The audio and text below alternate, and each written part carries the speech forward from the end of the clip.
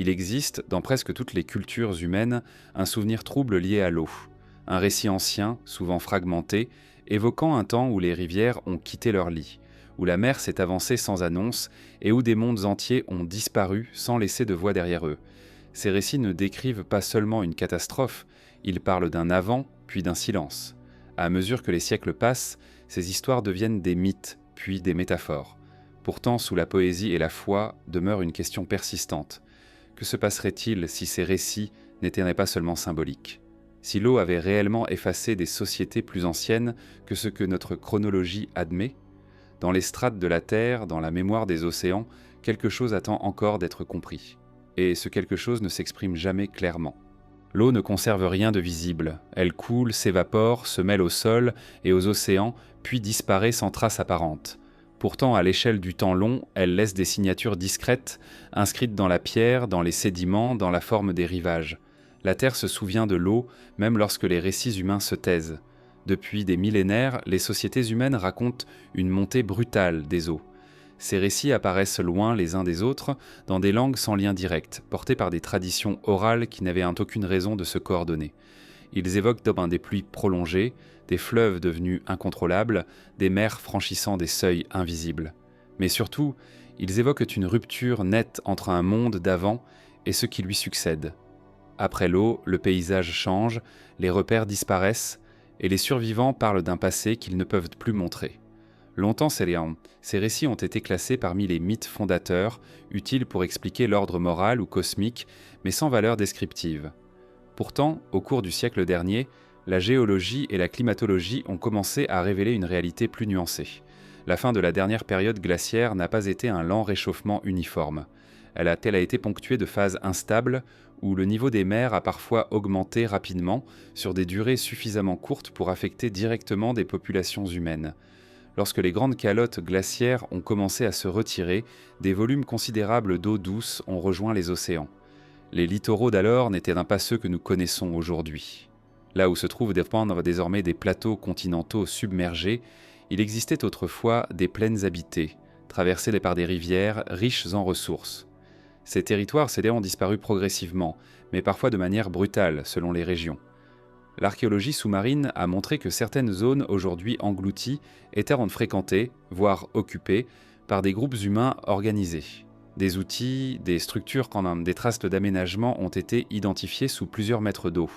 Rien de spectaculaire, rien qui évoque une civilisation mythique, mais suffisamment pour indiquer que la frontière entre terre et mer a été mouvante, instable, et parfois fatale pour ceux qui vivaient trop près. La question devient alors plus délicate. Si des communautés humaines vivaient sur ces terres aujourd'hui disparues, que savons-nous réellement de leur niveau d'organisation ? Les archives archéologiques reposent presque exclusivement sur des sites terrestres conservés par hasard. Le bois se décompose, les métaux s'oxydent, les constructions légères disparaissent sans laisser de traces durables. Ce que nous appelons une civilisation est souvent ce qui a eu la chance d'être bâti en pierre, sur des terrains restés émergés. Dans ce contexte, l'idée que certaines sociétés côtières, potentiellement complexes, ayant été effacées par la montée des eaux, ne relève pas de la spéculation gratuite. Elle relève d'un biais de conservation. Ce qui est submergé est rarement fouillé. Ce qui n'est pas en pierre est rarement retrouvé. Et ce qui disparaît trop tôt ne transmet pas son héritage technologique ou culturel aux sociétés suivantes.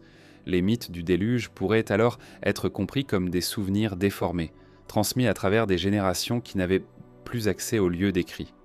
Lorsque le paysage change radicalement, le récit devient symbolique par nécessité.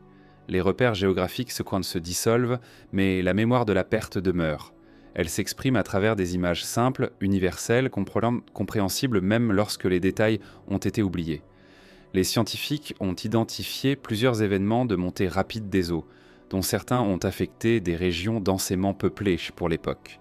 Des hypothèses évoquent l'inondation soudaine de bassins fermés, la rupture de barrières naturelles ou des modifications rapides des courants océaniques. Ces événements ne couvrent pas l'ensemble du globe, mais ils suffisent à expliquer l'émergence indépendante de récits similaires dans différentes zones culturelles.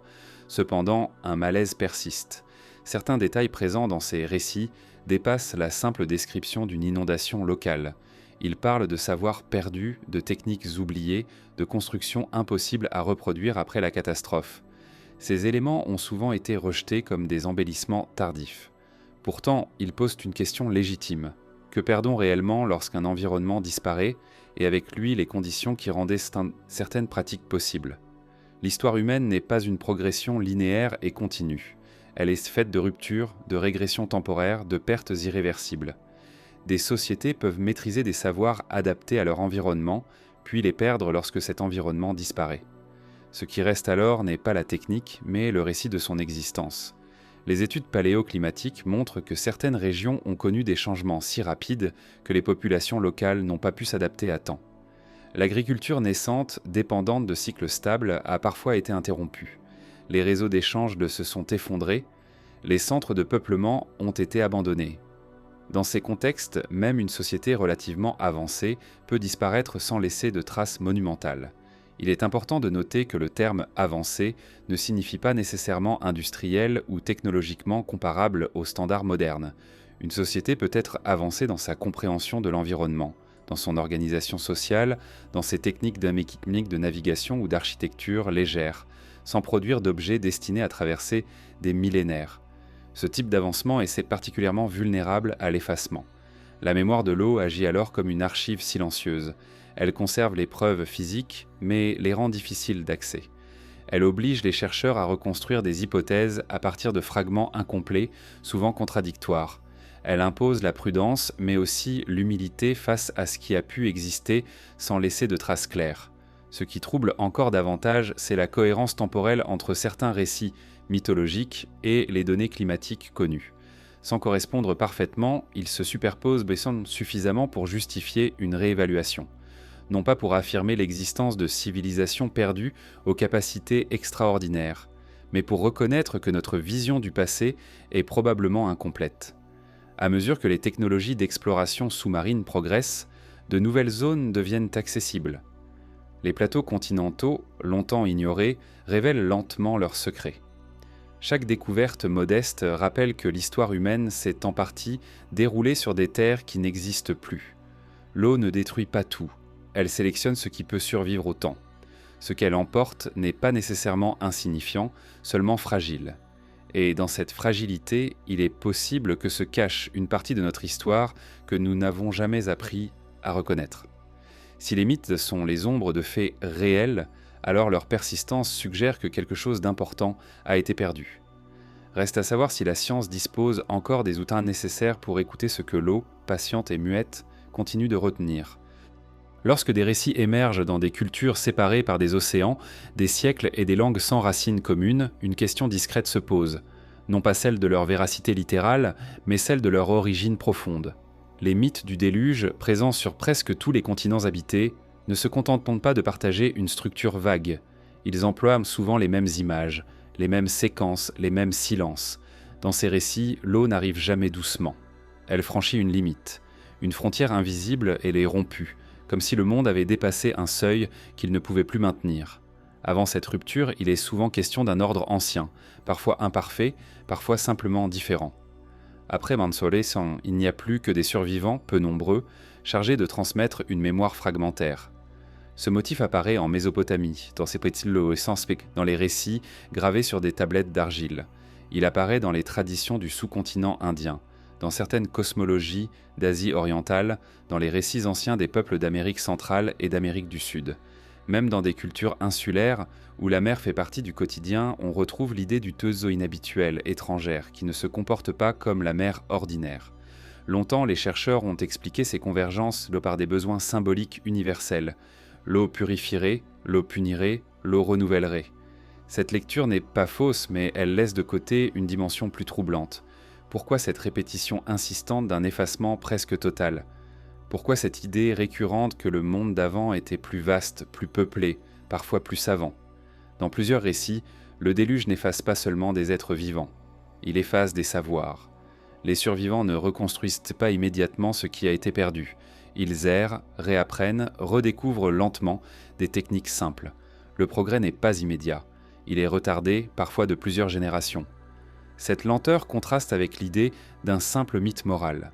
Certains textes anciens vont plus loin. Ils évoquent des villes submergées, des routes englouties, des lieux désormais inaccessibles.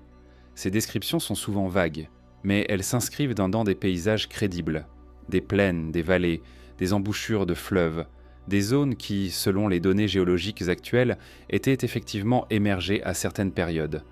Il est tentant de voir dans ces similitudes une contamination culturelle, une diffusion de récits à partir d'un foyer unique. Mais cette hypothèse se heurte à des obstacles. Les chronologies ne s'alignent pas parfaitement, les détails diffèrent, et surtout certaines cultures isolées géographiquement possèdent leur propre récit, sans trace claire d'influence extérieure à l'époque de leur formation.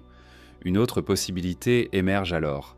Et si ces récits étaient les reflets multiples d'événements réels, distincts mais comparables, des inondations majeures survenues à différentes époques, dans différents lieux, mais suffisamment marquantes pour imprimer une mémoire durable. Dans cette perspective, les mythes ne seraient pas des copies, mais des réponses similaires à des traumatismes environnementaux.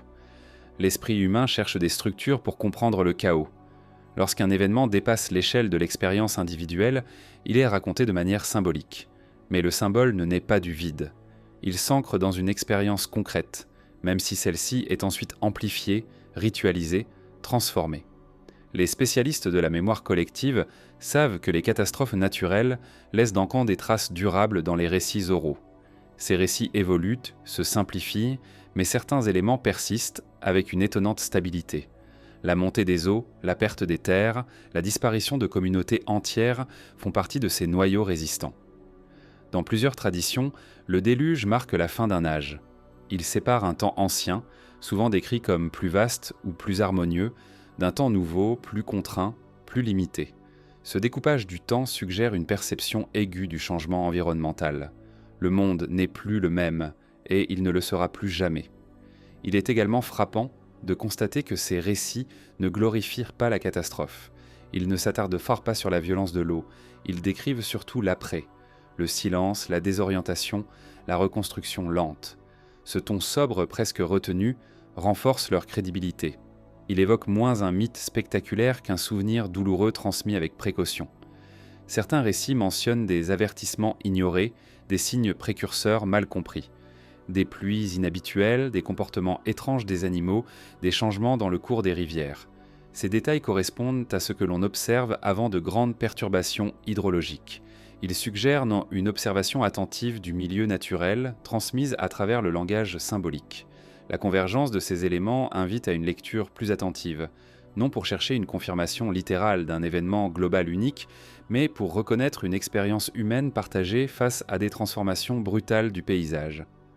L'eau devient alors le vecteur d'une perte irréversible, et le récit un moyen de préserver ce qui ne peut plus être montré. Si des sociétés côtières ont été contraintes de fuir, si des territoires ont été engloutis, il est logique que ces événements aient fait laisser une empreinte profonde. La transmission orale, avant l'écriture, était le seul moyen de conserver la mémoire de ces lieux disparus. Avec le temps, la précision géographique s'estompe, mais la structure du récit demeure. Il est possible que certaines de ces sociétés aient atteint un niveau d'organisation que nous ne pouvons plus mesurer directement. Non parce qu'elles étaient extraordinaires, mais parce que leurs traces matérielles ont été effacées.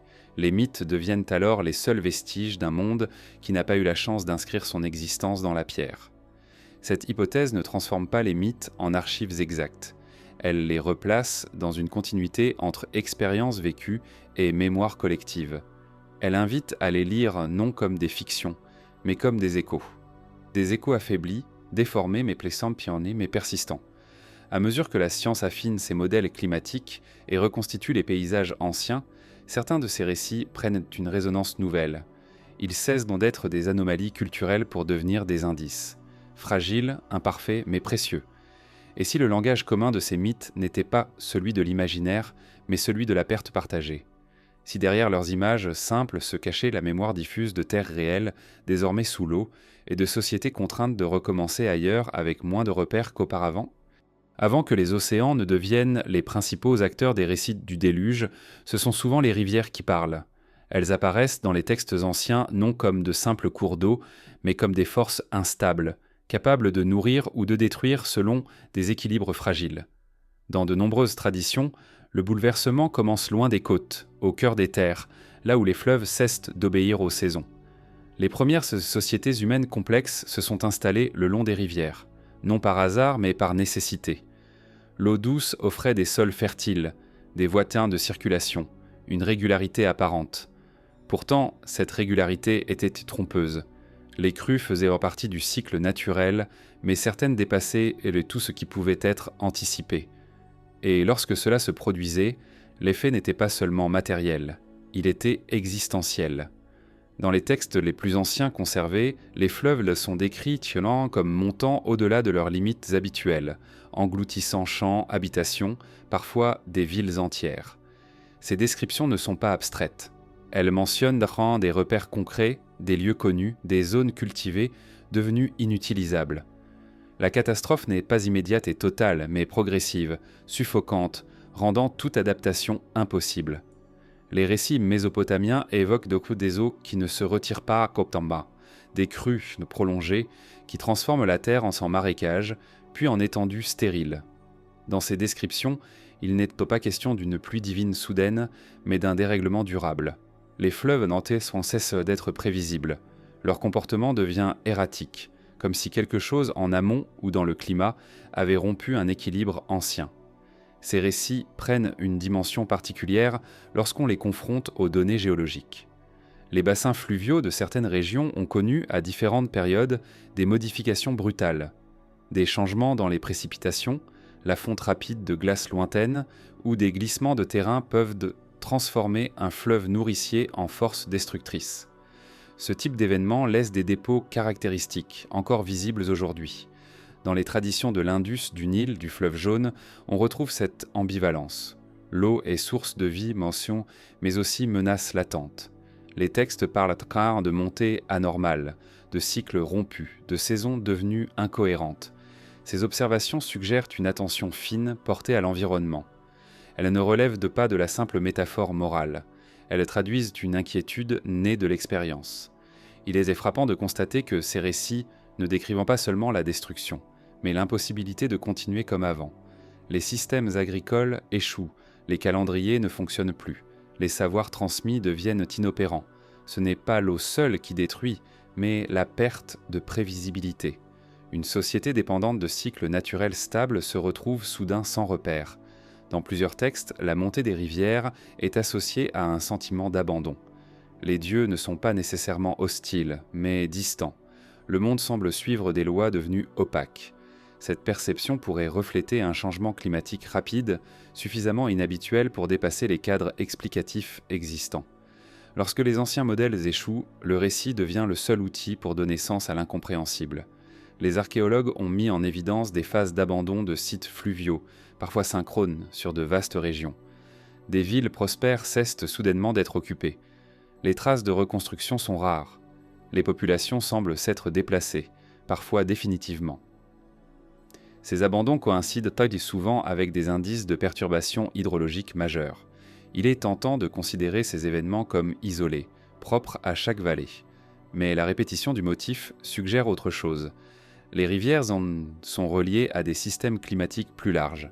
Un changement dans les moussons, dans les régimes de vent ou dans la distribution des glaces peut affecter simultanément plusieurs bassins.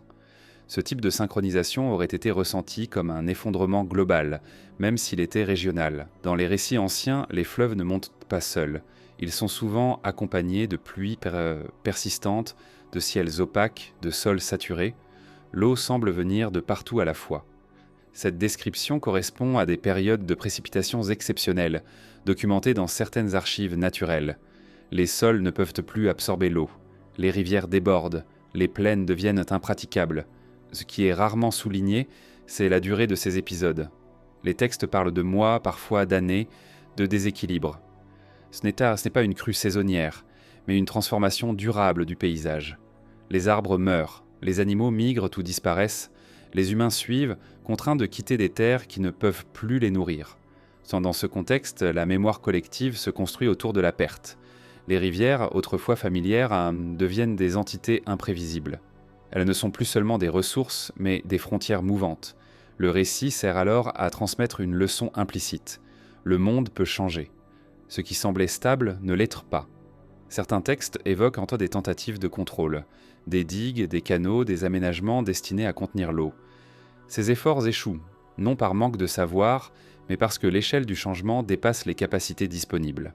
Ces passages suggèrent une ingénierie rudimentaire mais réelle, adaptée à des conditions normales, soudain rendues obsolètes. La disparition de ces infrastructures laisse peu de traces. Construites en terre, en bois, elles se dissolvent rapidement sous l'action prolongée de l'eau. Ce qui subsiste, ce sont les récits de leur insuffisance, une mémoire de l'échec transmise comme avertissement. À mesure que les sociétés se déplacent, elles emportent ces histoires avec elles. Les rivières changent de nom, de forme, mais le motif persiste. Une eau qui monte trop, un sol qui ne répond plus, une nécessité de partir. Le récit se détache peu à peu de son contexte géographique précis, mais conserve sa structure. Cette transformation du récit accompagne celle des sociétés elles-mêmes. En quittant les vallées devenues instables, les groupes humains s'installent ailleurs, parfois sur des terrains moins fertiles, mais plus sûrs. Leur organisation change. Le souvenir de l'abondance passée devient un point de référence, parfois idéalisé, parfois craint. La science contemporaine commence à reconstituer ces dynamiques à grande échelle. Les données paléo-environnementales montrent des phases de stress hydrique intenses, alternant avec des périodes d'excès d'eau. Ces oscillations ont façonné l'histoire humaine bien plus profondément qu'on ne l'a longtemps admis. Les textes anciens, lus à la lumière de ces données, cessent donc d'être de simples récits symboliques. Ils deviennent des témoignages indirects, imparfaits, mais cohérents d'un monde où l'eau douce pouvait être aussi dévastatrice que la mer. Un monde où les rivières, en montant, ont forcé des sociétés entières à se réinventer.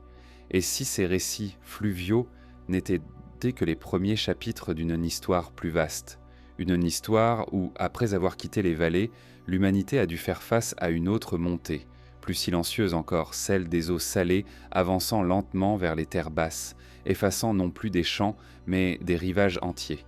Avant que l'eau ne redessine les cartes, il existait des lieux où la présence humaine était dense, organisée, continue. Des espaces façonnés par des générations successives, adaptés à leur environnement, intégrés dans des réseaux de circulation et d'échange. Ces lieux n'étaient pas toujours monumentaux, mais ils étaient en vivant. Et c'est précisément cette vie quotidienne, fragile, qui disparaît le plus facilement lorsque le paysage bascule. L'image que nous conservons des premières villes est souvent liée à la pierre, aux murs épais, aux vestiges visibles. Pourtant, une grande partie de l'urbanité ancienne reposait sur des matériaux périssables. Le bois, la terre crue, les fibres végétales dominaient plutôt les constructions. Ces choix n'étaient pas primitifs, mais rationnels, adaptés au climat et aux ressources locales. Ils permettaient de donner des architectures complexes, évolutives, mais laissaient-on peu de traces durables. Dans les plaines côtières aujourd'hui submergées, ces villes ont existé sans avoir la possibilité de traverser le temps. Elles se sont développées sur des sols fertiles, à proximité de l'eau, dans des zones aujourd'hui considérées comme instables. Leur disparition n'a pas été marquée par des ruines spectaculaires, mais par une absence progressive. Une fois l'eau installée, il ne restait plus rien à observer.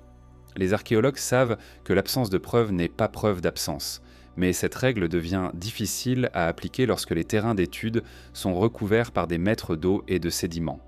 Les zones côtières anciennes représentent un angle mort de la recherche. Pendant longtemps, elles ont été inaccessibles, trop vastes, trop coûteuses à explorer. Ce biais a façonné notre compréhension du passé.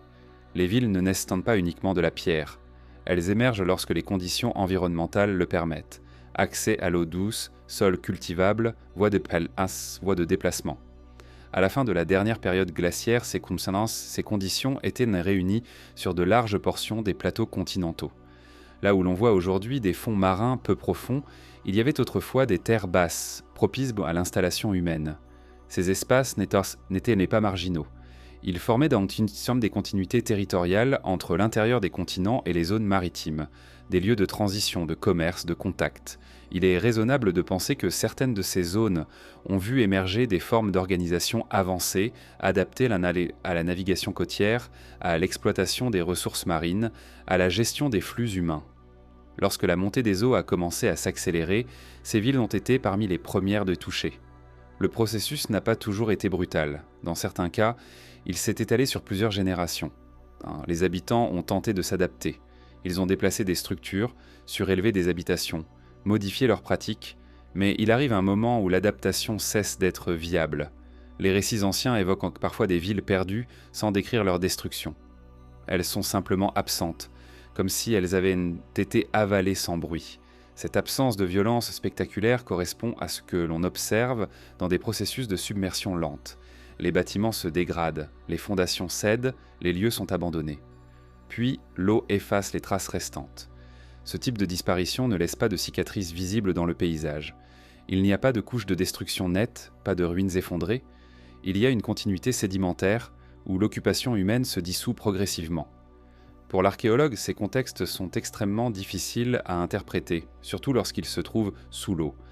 Certains indices suggèrent pourtant que ces villes avaient atteint un degré d'organisation significatif.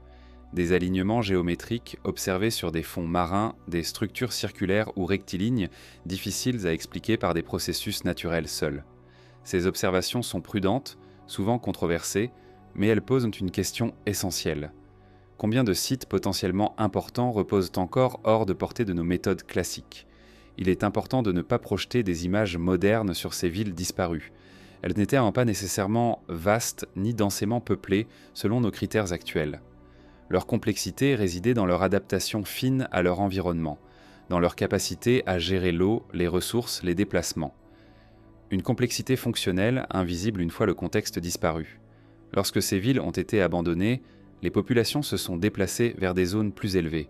Elles ont emporté avec elles des souvenirs, des pratiques, mais pas toujours les moyens de les reproduire. Les nouveaux environnements imposaient entre d'autres contraintes. Ce qui fonctionnait sur une plaine côtière ne fonctionnait pas forcément sur un plateau rocheux ou dans une vallée étroite. Ce décalage a pu donner naissance à l'idée d'un âge antérieur plus prospère, plus stable. Non par nostalgie mythique, mais par comparaison concrète. La perte n'était pas seulement matérielle, elle était aussi organisationnelle. Les réseaux d'échange se rompaient. Les savoirs liés à l'ancien environnement devenaient inutiles. Dans certaines traditions, on retrouve l'idée de villes dont les noms ne peuvent donc plus être situés. Des lieux mentionnés sans localisation précise, associés à un temps antérieur à la catastrophe. Cette imprécision n'est pas nécessairement le signe d'une invention tardive. Elle peut être le résultat d'un déplacement réel, où les lieux d'origine ne sont plus accessibles, ni même visibles. Les villes qui disparaissent sous l'eau ne laissent qu'au pas de ruines pour entretenir la mémoire. Elles exigent une transmission orale continue pour survivre dans le récit. Lorsque cette transmission s'interrompt, il ne reste plus rien. L'oubli devient complet. Ce processus a probablement affecté de nombreuses communautés côtières bien avant l'apparition de l'écriture. La science commence à peine à mesurer l'ampleur de ces pertes potentielles. Les modèles de montée des eaux montrent que des zones aujourd'hui submergées ont été habitables pendant des millénaires. Il est statistiquement improbable qu'elles aient été vides. Il est tout aussi improbable que toutes les formes d'organisation qui s'y sont développées aient été simples ou éphémères. Ce que nous appelons les premières villes pourraient n'être que les premières à avoir survécu. Non parce qu'elles étaient les plus anciennes, mais parce qu'elles se trouvaient au bon endroit, au bon moment, sur des terrains restés émergés. Cette idée ne renverse pas l'histoire, mais elle la rend plus incomplète, plus fragile. Avant l'oubli, il y eut des villes. Elles ont existé sans laisser de traces visibles. Leur disparition a façonné les récits, les déplacements, les ruptures culturelles. Et si certaines formes d'organisation humaine ont été effacées par l'eau, alors la question n'est plus de savoir ce qui a été perdu, mais ce que nous sommes encore capables de reconnaître lorsque les preuves reposent hors de notre regard, sous des couches de silence liquide. Lorsque l'on tente de remonter le fil des récits les plus anciens, la Mésopotamie apparaît comme un point de convergence. Non pas parce qu'elle serait l'origine de toutes les histoires, mais parce qu'elle a conservé quelque chose de rare, des traces écrites suffisamment anciennes pour précéder les grandes traditions littéraires.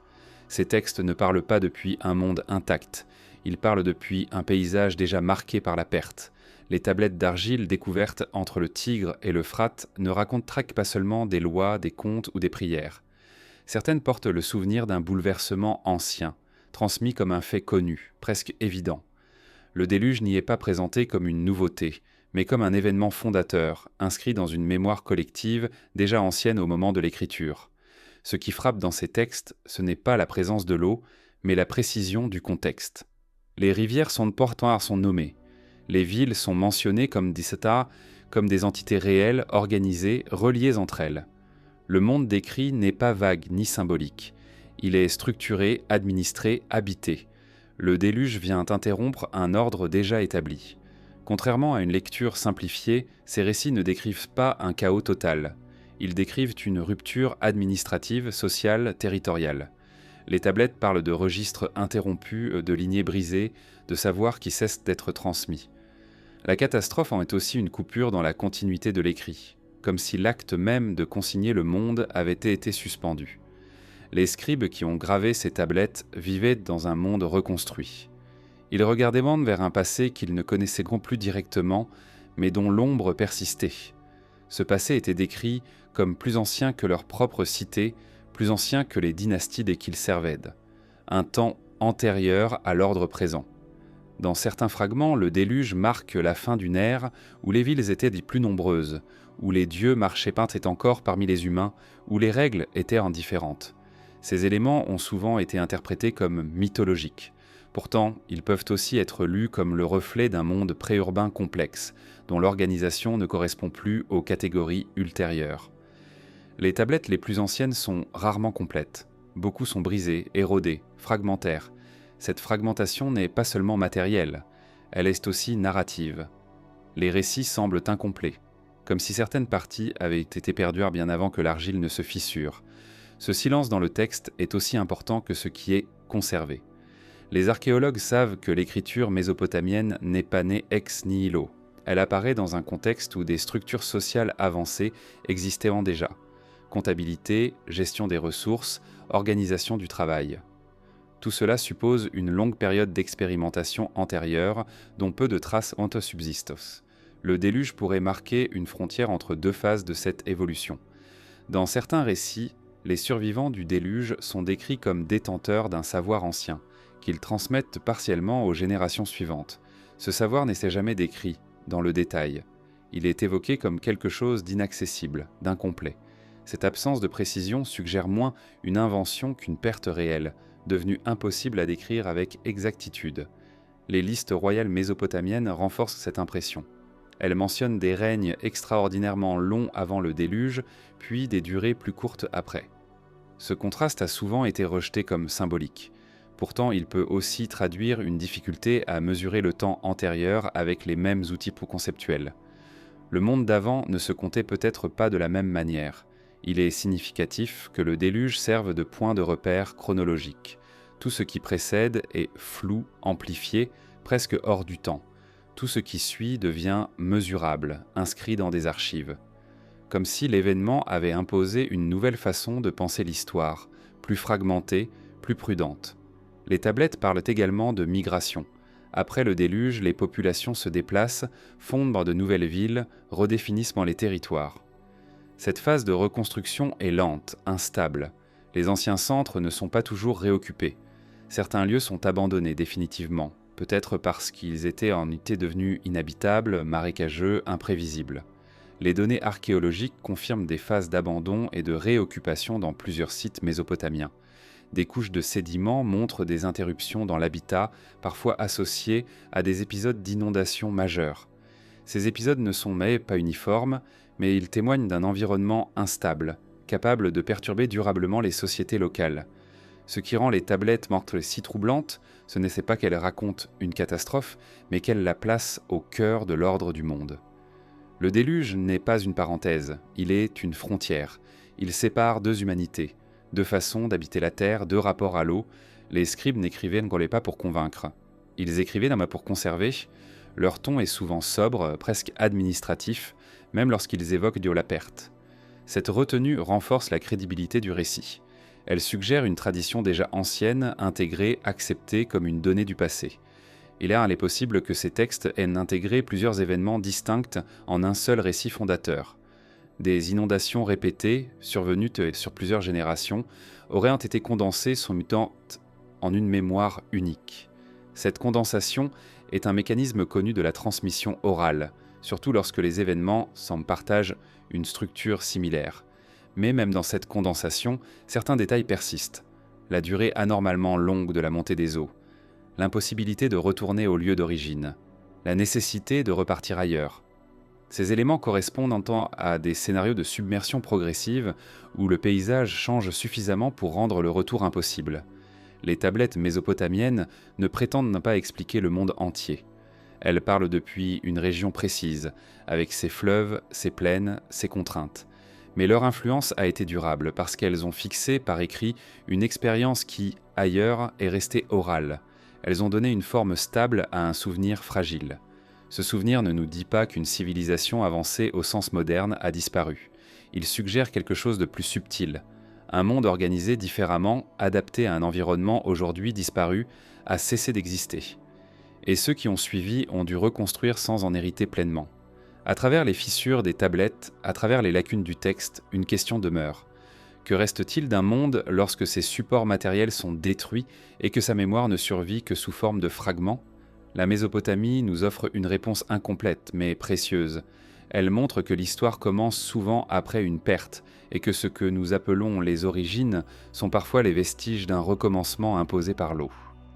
Il existe une archive qui ne parle pas avec des mots mais avec des couches. Une archive patiente, silencieuse, accumulée grain après grain au fond des lacs, des plaines, des océans. Les sédiments ne racontent pas d'histoire au sens humain, mais ils conservent les traces physiques des événements passés avec une fidélité indifférente. Ils ne se souviennent pas des villes, mais ils se souviennent de l'eau qui les a recouvertes. Lorsque les géologues extraient des carottes de sédiments, ils lisent dans le temps verticalement. Chaque couche correspond à une période, parfois brève, parfois étendue. Les changements soudains se reconnaissent à des ruptures nettes, une texture différente, une composition inhabituelle, une présence massive de particules transportées par l'eau là où elles ne devraient pas se trouver. Dans de nombreuses régions du monde, ces ruptures apparaissent à des périodes comparables. Elles indiquent des épisodes d'inondation d'une ampleur exceptionnelle. Pas des crues ordinaires, mais des événements capables de déplacer de grandes quantités de matériaux sur de vastes distances.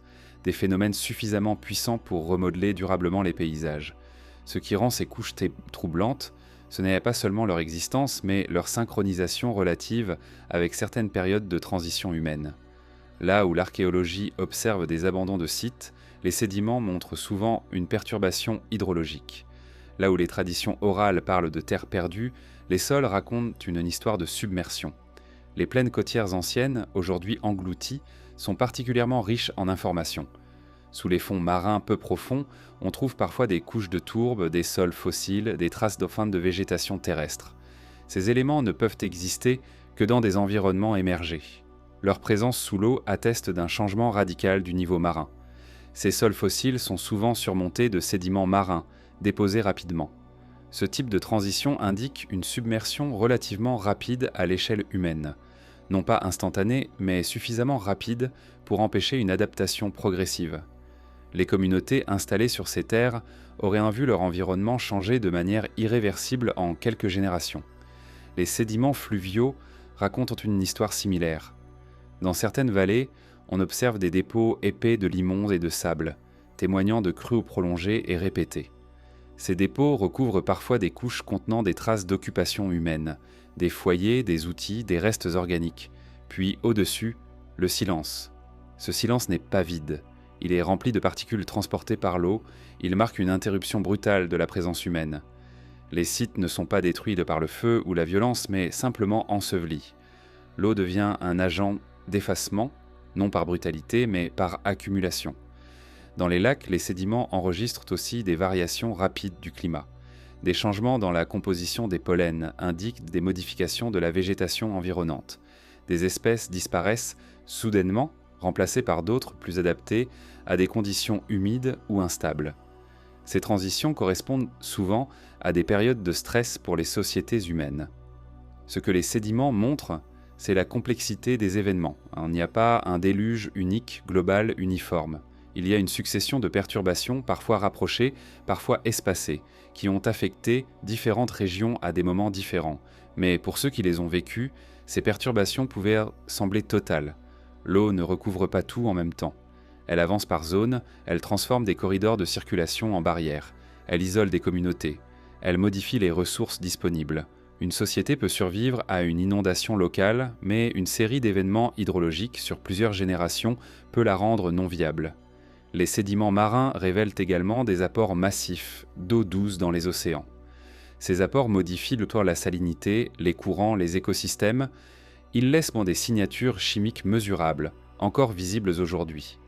Ces signatures les témoignent de phases de fonte accélérées, capables de provoquer des élévations rapides du niveau marin. Pour les populations côtières anciennes, ces changements n'étaient pas abstraits. Ils se traduisaient par la perte de terre, la disparition de zones de pêche, la salinisation des sols. Les stratégies de subsistance devenaient inopérantes. Ce qui avait été transmis comme savoir pratique cessait de fonctionner. Les sédiments racontent aussi une histoire d'asymétrie. Certaines régions ont été touchées plus durement que d'autres. Les bassins fermés, les plaines basses, les deltas ont été particulièrement vulnérables. Or, ce sont précisément ces zones qui favorisent l'émergence de sociétés complexes, en raison de leur richesse écologique. Cette concentration du risque crée une illusion rétrospective. Les sociétés qui survivent sont celles installées sur des terrains plus élevés, souvent moins fertiles, mais plus stables. Ce sont leurs traces que nous retrouvons. Les autres disparaissent avec leur sol, littéralement ensevelis sous les archives géologiques. La lecture des sédiments impose une humilité particulière.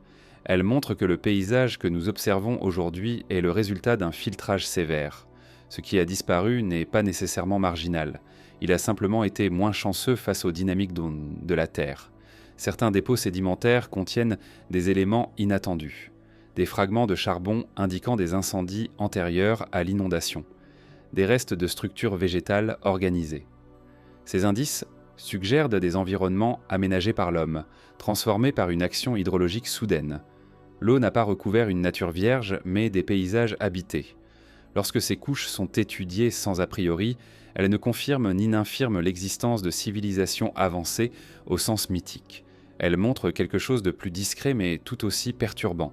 Elles montrent que des mondes humains ont existé dans des zones aujourd'hui inaccessibles et qu'ils ont disparu sans laisser de récits écrits.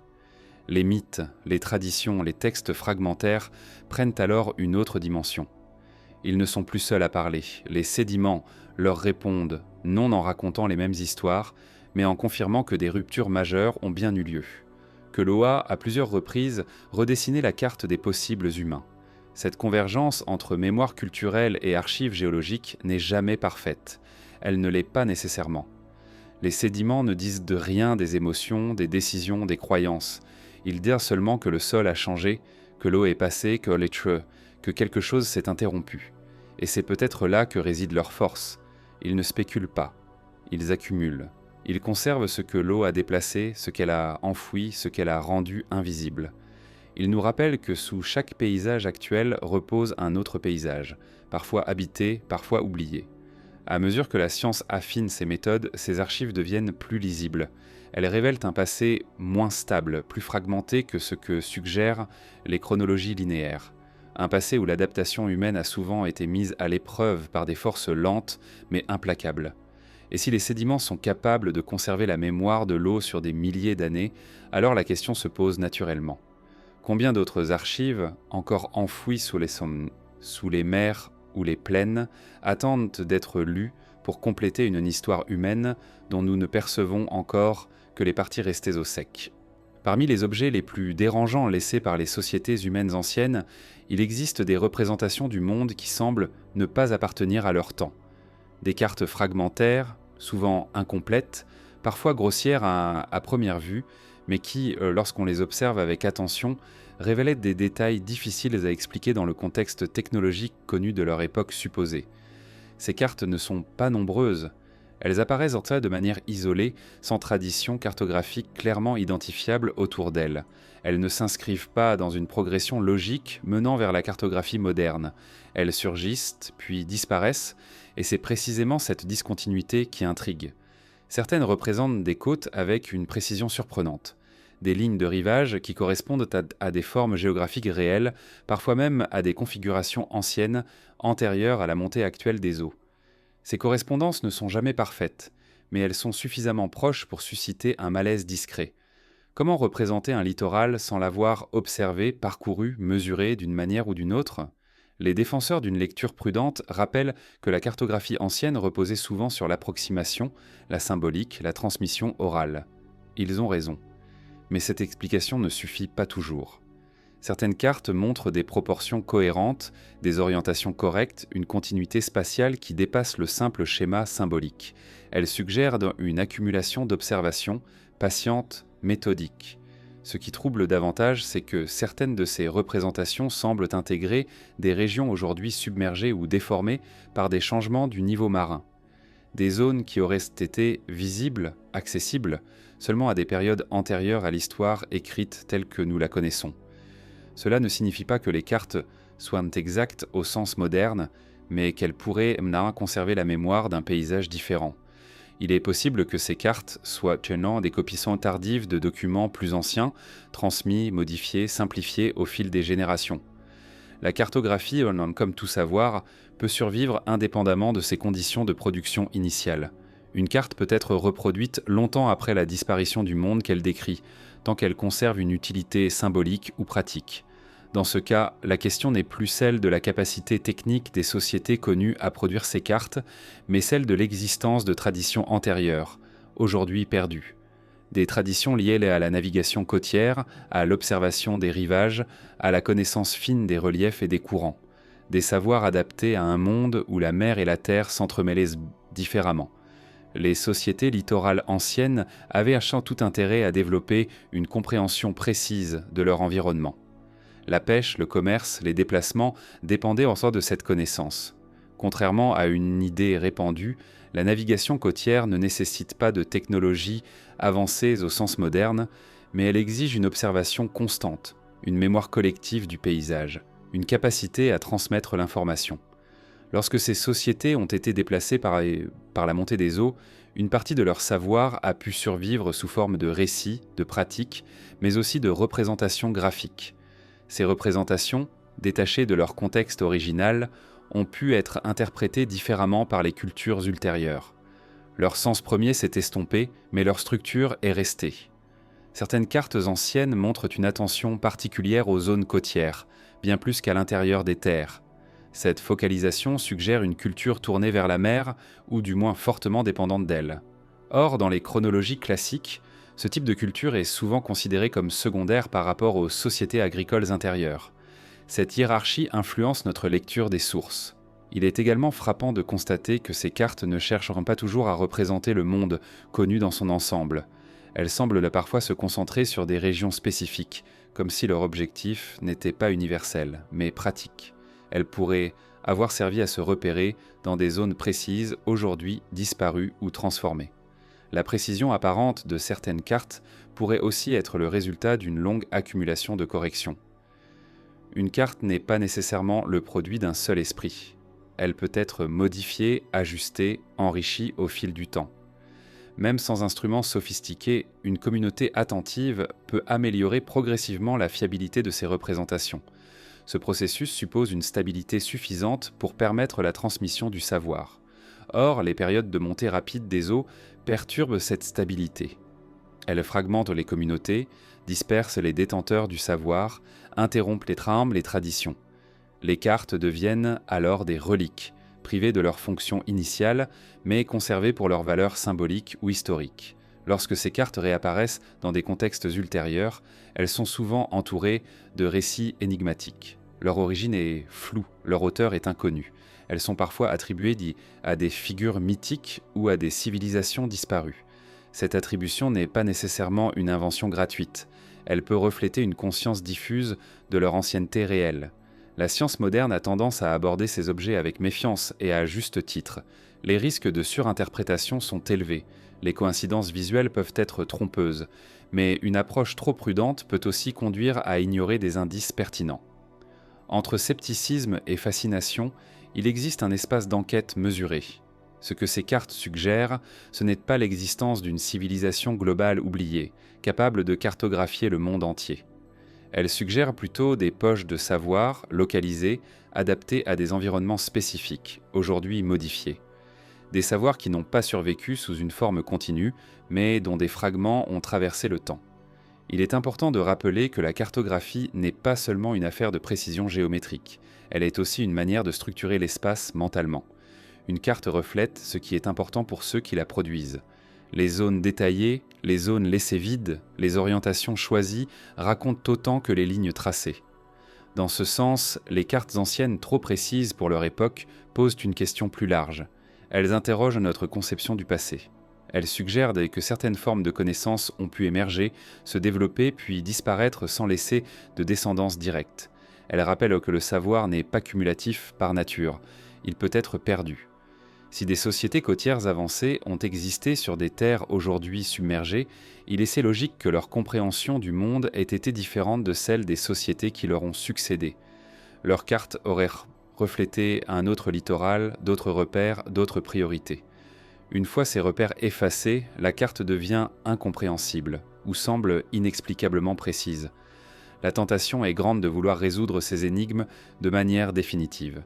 Mais le silence qui entoure ces cartes fait partie de leur signification. Elles sont des objets déplacés, hors de leur temps, porteurs d'une information partielle. Elles ne prouvent rien à elles seules. Elles invitent à reconsidérer ce que nous pensons savoir. À mesure que les recherches progressent sur les paysages anciens, certaines correspondances deviennent plus claires. Des zones submergées correspondent à des détails cartographiques autrefois jugés aberrants. Ces ajustements ne transforment pas les cartes en preuves irréfutables, mais ils réduisent de l'écart entre le récit et le terrain. Peut-être que ces cartes ne sont pas des anomalies, mais des survivances. Des fragments d'un monde cartographié autrement, par des sociétés dont les territoires ont été effacés par l'eau. Si tel était le cas, alors elles ne sont pas trop précises pour leur époque. Elles sont simplement les témoins d'une époque que nous avons du mal à situer. Et si certaines représentations du monde semblent aujourd'hui déplacées, c'est peut-être parce que le monde qu'elles décrivent n'existe plus. Un monde où la mer se trouvait ailleurs, où les rivages étaient plus vastes, et où la connaissance de l'espace était façonnée par une géographie désormais engloutie.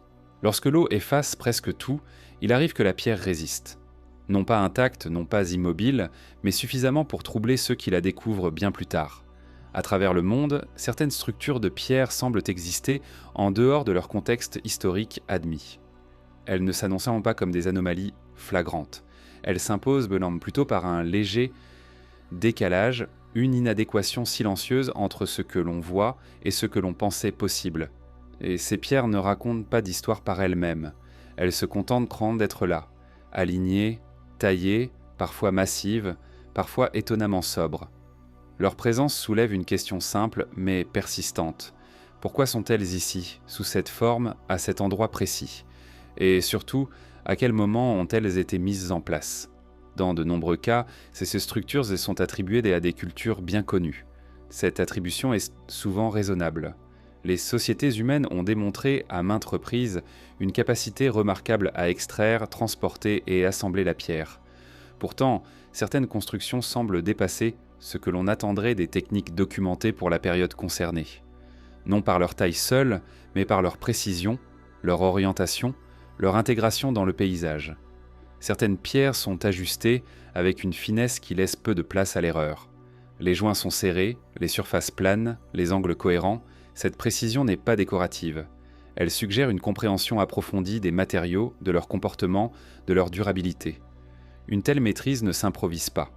Elle résulte d'une tradition longue, transmise, affinée. Ce qui trouble les chercheurs, ce n'est pas seulement la qualité de ces structures, mais leur isolement apparent. Elles semblent parfois surgir sans précurseur clair, sans phase intermédiaire visible. Puis tout aussi étrangement, elles cessent d'être reproduites. La tradition s'interrompt, comme si le savoir nécessaire avait disparu avec ceux qui le détenaient. Dans certaines régions, ces pierres sont associées à des paysages qui ont radicalement changé. Des structures aujourd'hui situées loin des côtes auraient autrefois dominé des plaines basses ou des zones humides. Leur position actuelle, parfois surélevée ou isolée, ne reflète plus l'environnement pour lequel elles ont été conçues. Ce décalage complique leur interprétation. L'érosion joue un rôle ambigu, elle dégrade, mais elle révèle aussi. En emportant les couches superficielles, elle met parfois au jour des fondations, des alignements, des traces d'aménagement plus anciens que ce que la surface laissait supposer. Ces révélations sont rarement spectaculaires. Elles exigent une observation attentive, une patience méthodique. Il existe également des structures de pierre aujourd'hui partiellement submergées. Leur présence sous l'eau pose une question délicate. Ont-elles été construites à un moment où le niveau marin était plus bas, ou ont-elles été déplacées, remaniées, réutilisées au fil du temps? Dans certains cas, leur disposition suggère une construction in situ, pensée pour un environnement terrestre. La pierre, contrairement au bois ou à la terre, conserve la mémoire de l'intention humaine. Un bloc taillé porte les traces de gestes répétés, de choix techniques, de contraintes acceptées ou surmontées. Ces traces peuvent être lues, comparées, analysées. Elles constituent un langage silencieux, que les archéologues tentent de déchiffrer sans toujours disposer du contexte nécessaire. Il est important de noter que la pierre n'est pas toujours synonyme de monumentalité. Certaines constructions modestes mais précises peuvent être tout aussi révélatrices. Des plateformes, des murs bas, des alignements discrets peuvent indiquer une organisation spatiale réfléchie. Leur simplicité apparente ne doit pas masquer leur complexité fonctionnelle. Dans plusieurs traditions orales, la pierre est associée à un temps ancien, antérieur aux catastrophes.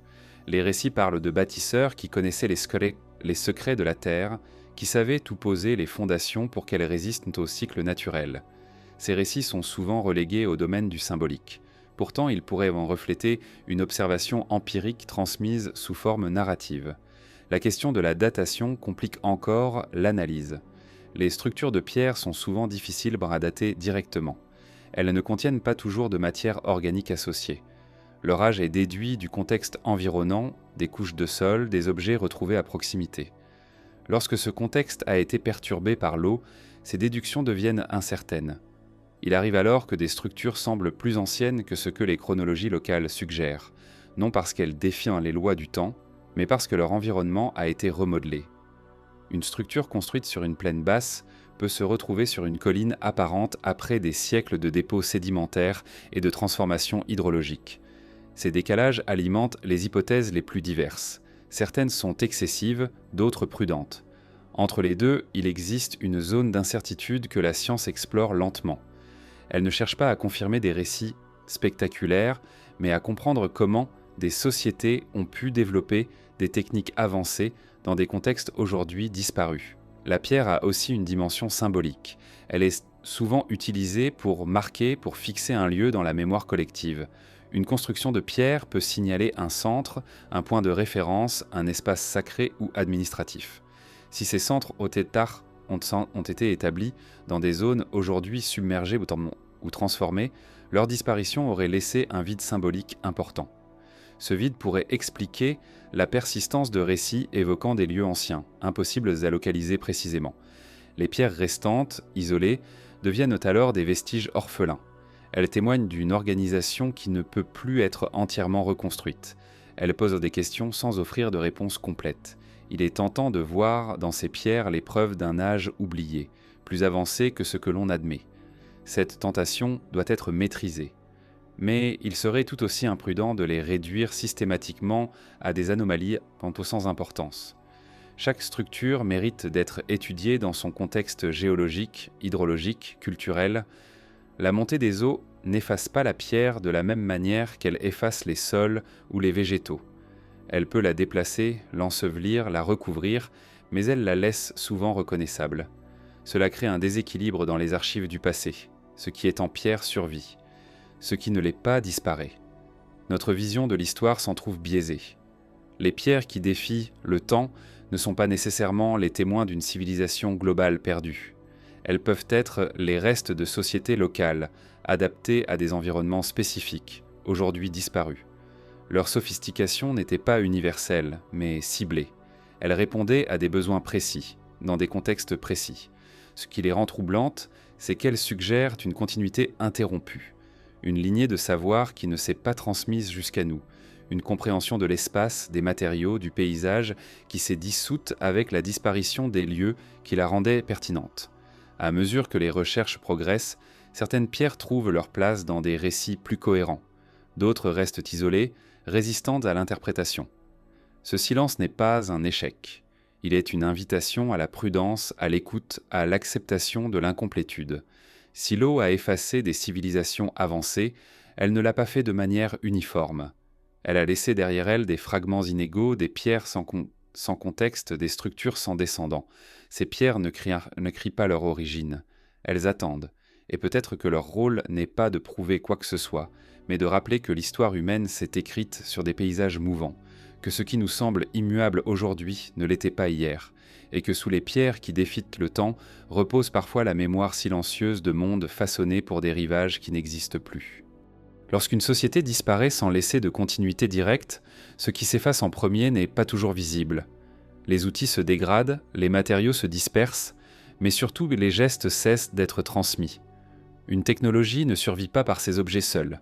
Elle survit par l'usage répété, par l'apprentissage, par la présence d'un environnement qui lui donne un sens. Lorsque cet environnement disparaît, la technologie devient muette. Dans l'histoire humaine, il existe des savoirs qui apparaissent brièvement, atteignent un haut degré d'efficacité, puis s'interrompent sans transition claire. Non parce qu'ils étaient inutiles, mais parce que les conditions qui les rendaient pertinents ont changé trop vite. Ces savoirs ne sont pas toujours spectaculaires. Ils peuvent concerner la navigation, l'aménagement hydraulique, l'exploitation de matériaux locaux ou des méthodes de construction adaptées à des sols spécifiques. Ce qui trouble, ce n'est pas tant leur existence que leur disparition nette. Dans une évolution continue, on s'attend à voir des formes intermédiaires, des adaptations progressives. Or, dans certains cas, ces technologies semblent surgir sans précurseur évident, puis s'éteindre sans descendance identifiable. Elles deviennent des anomalies techniques difficiles à replacer dans une chronologie linéaire. Les sociétés côtières anciennes avaient développé des savoirs étroitement liés à la mer et aux zones humides. Ces savoirs reposaient sur les écrans arctisés sur l'observation fine des marées, des courants, des vents, des cycles saisonniers. Ils permettaient des déplacements sûrs, une exploitation durable des ressources, une adaptation constante à un environnement instable. Mais ces savoirs étaient contextuels. Ils perdaient là leur utilité dès que le paysage changeait. Lorsque la montée des eaux a transformé les plaines côtières en fonds marins, ces technologies sont devenues obsolètes. Les communautés déplacées vers l'intérieur des terres n'avaient plus besoin des mêmes compétences. Les techniques sont liées à la navigation côtière, à la gestion des estuaires, à l'aménagement des zones basses, ont cessé d'être transmises. En quelques générations, elles ont disparu. Ce processus est rarement visible dans les archives matérielles.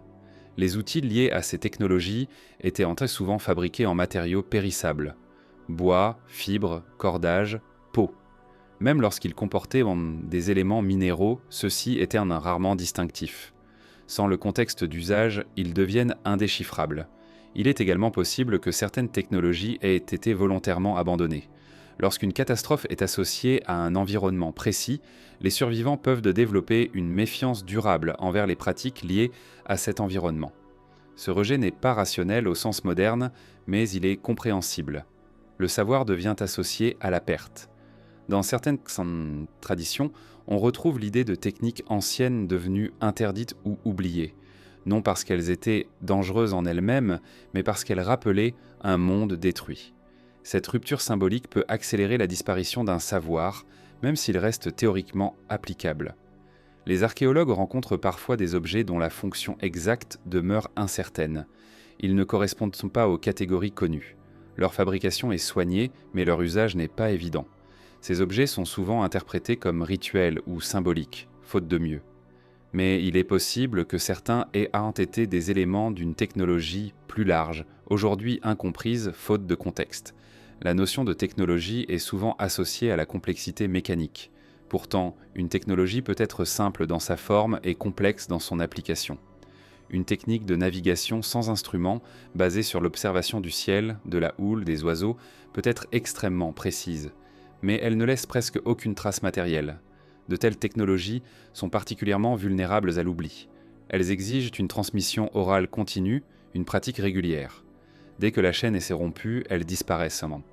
Contrairement aux outils en pierre ou en métal, elles ne peuvent pas être redécouvertes facilement à partir de vestiges. Lorsque l'on observe certaines réalisations anciennes, comme des constructions parfaitement adaptées à leur environnement, on peut se demander quelles connaissances ont permis leur mise en œuvre. Ces connaissances ne sont pas toujours visibles dans les objets eux-mêmes. Elles résident dans le choix du lieu, dans l'orientation, dans l'anticipation des contraintes naturelles.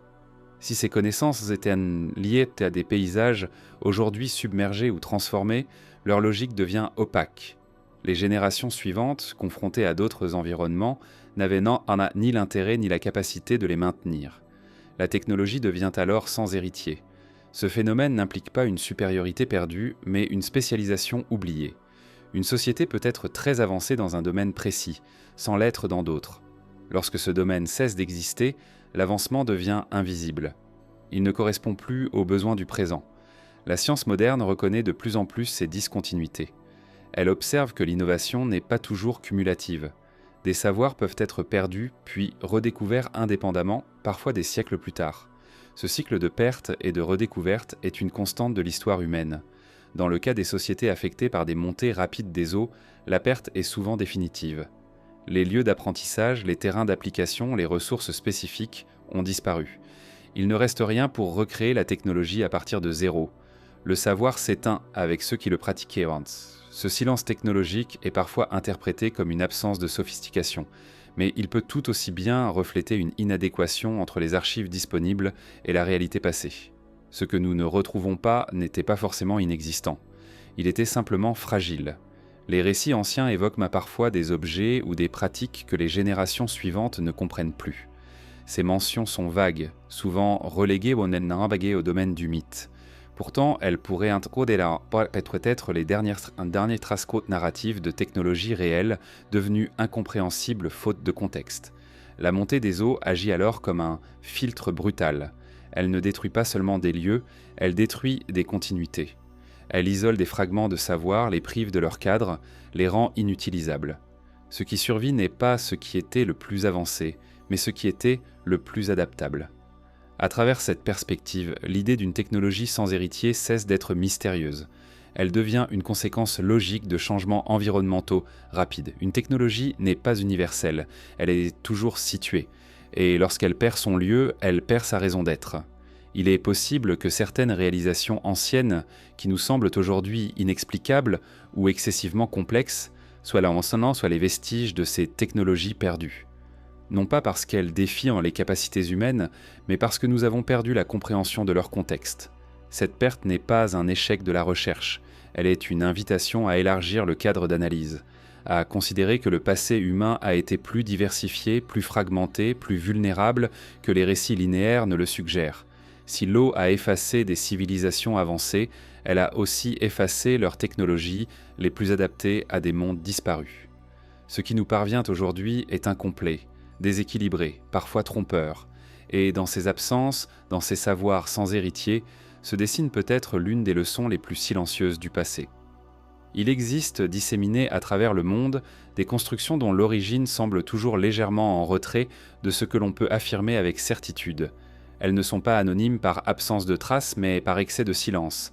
Elles sont là, intégrées au paysage, parfois réutilisées, parfois respectées, sans que leur premier contexte ne soit clairement identifié. Ces structures semblent avoir été laissées par des bâtisseurs qui ne se sont pas racontés. Dans de nombreuses régions, les sociétés ultérieures ont attribué ces constructions à des ancêtres mythiques, à des êtres semi-divins ou à des peuples anciens dont le nom même s'est perdu. Cette attribution n'est pas nécessairement une invention tardive. Elle peut refléter une rupture réelle dans la continuité culturelle. Les bâtisseurs étaient déjà perçus comme anciens par ceux qui ont hérité de leurs œuvres. Ce qui caractérise ces structures, ce n'est pas leur étrangeté manifeste, mais leur cohérence interne. Elles respectent des orientations précises, s'intègrent à des contraintes topographiques complexes, exploitent les propriétés locales des matériaux. Rien n'y semble improvisé. Pourtant, elles ne s'inscrivent pas toujours dans les traditions architecturales connues des cultures qui les ont occupées par la suite. Dans certains cas, les structures les plus anciennes sont littéralement recouvertes par des constructions plus récentes. Les couches archéologiques révèlent une superposition de mondes.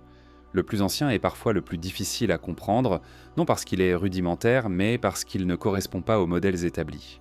Ces bâtisseurs silencieux n'ont laissé ni textes explicatifs, ni signatures évidentes. Leur silence n'est pas un choix esthétique, il est le résultat d'une disparition. Une disparition suffisamment complète pour interrompre la transmission du sens. Ce qui reste est l'œuvre, détachée de l'intention. Les chercheurs s'efforcent de replacer ces constructions dans des cadres chronologiques. Ils analysent les techniques de taille, les styles, les matériaux. Mais lorsque le contexte environnemental a changé, ces analyses deviennent incertaines. Une structure conçue pour un climat plus humide, pour un niveau marin plus bas, peut sembler anachronique dans le paysage actuel. Il est possible que certains de ces bâtisseurs aient travaillé dans des zones aujourd'hui disparues ou transformées. Des plaines côtières, des vallées désormais submergées, des estuaires remodelés. Leurs constructions les plus visibles pourraient n'être que les parties les plus élevées pendant un de systèmes plus vastes dont le reste a été effacé par l'eau.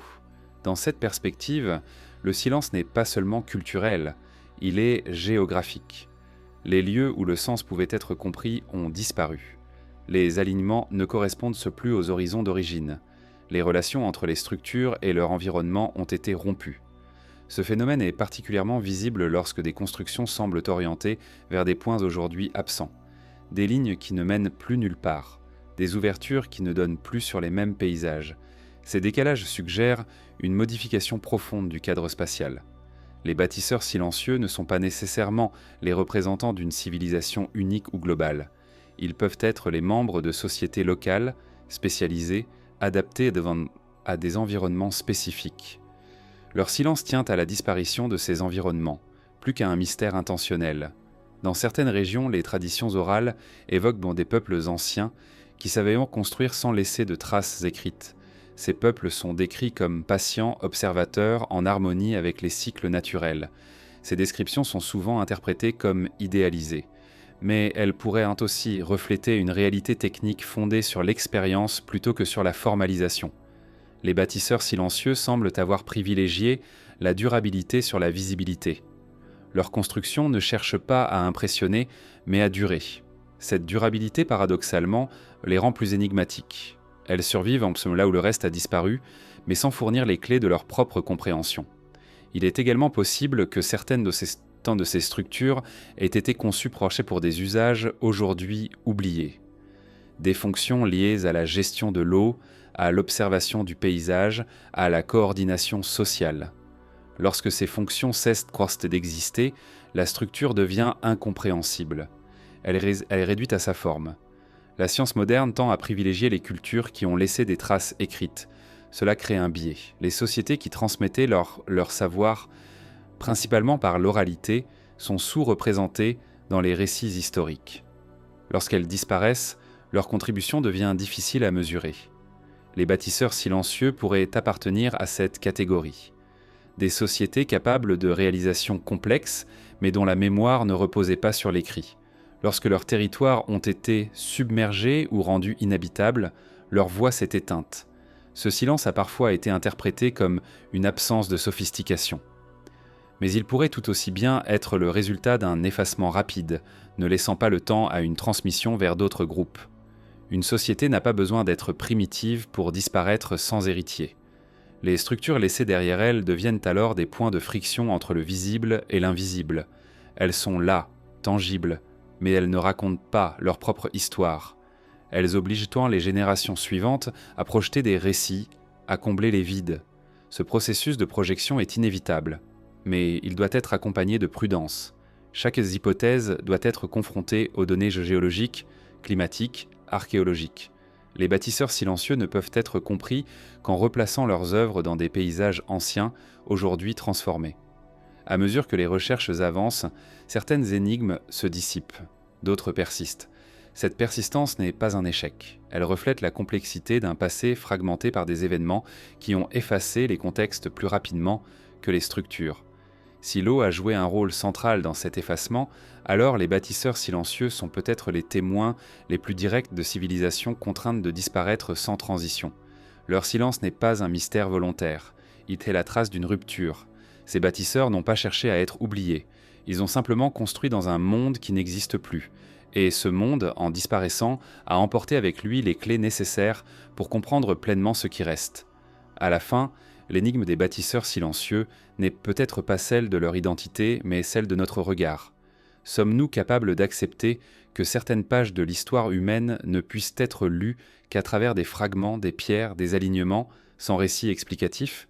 Et si le silence qu'ils ont laissé derrière eux n'était pas une absence de sens, mais une invitation à reconnaître que le passé humain est plus vaste que ce que nos chronologies visibles nous permettent encore d'imaginer.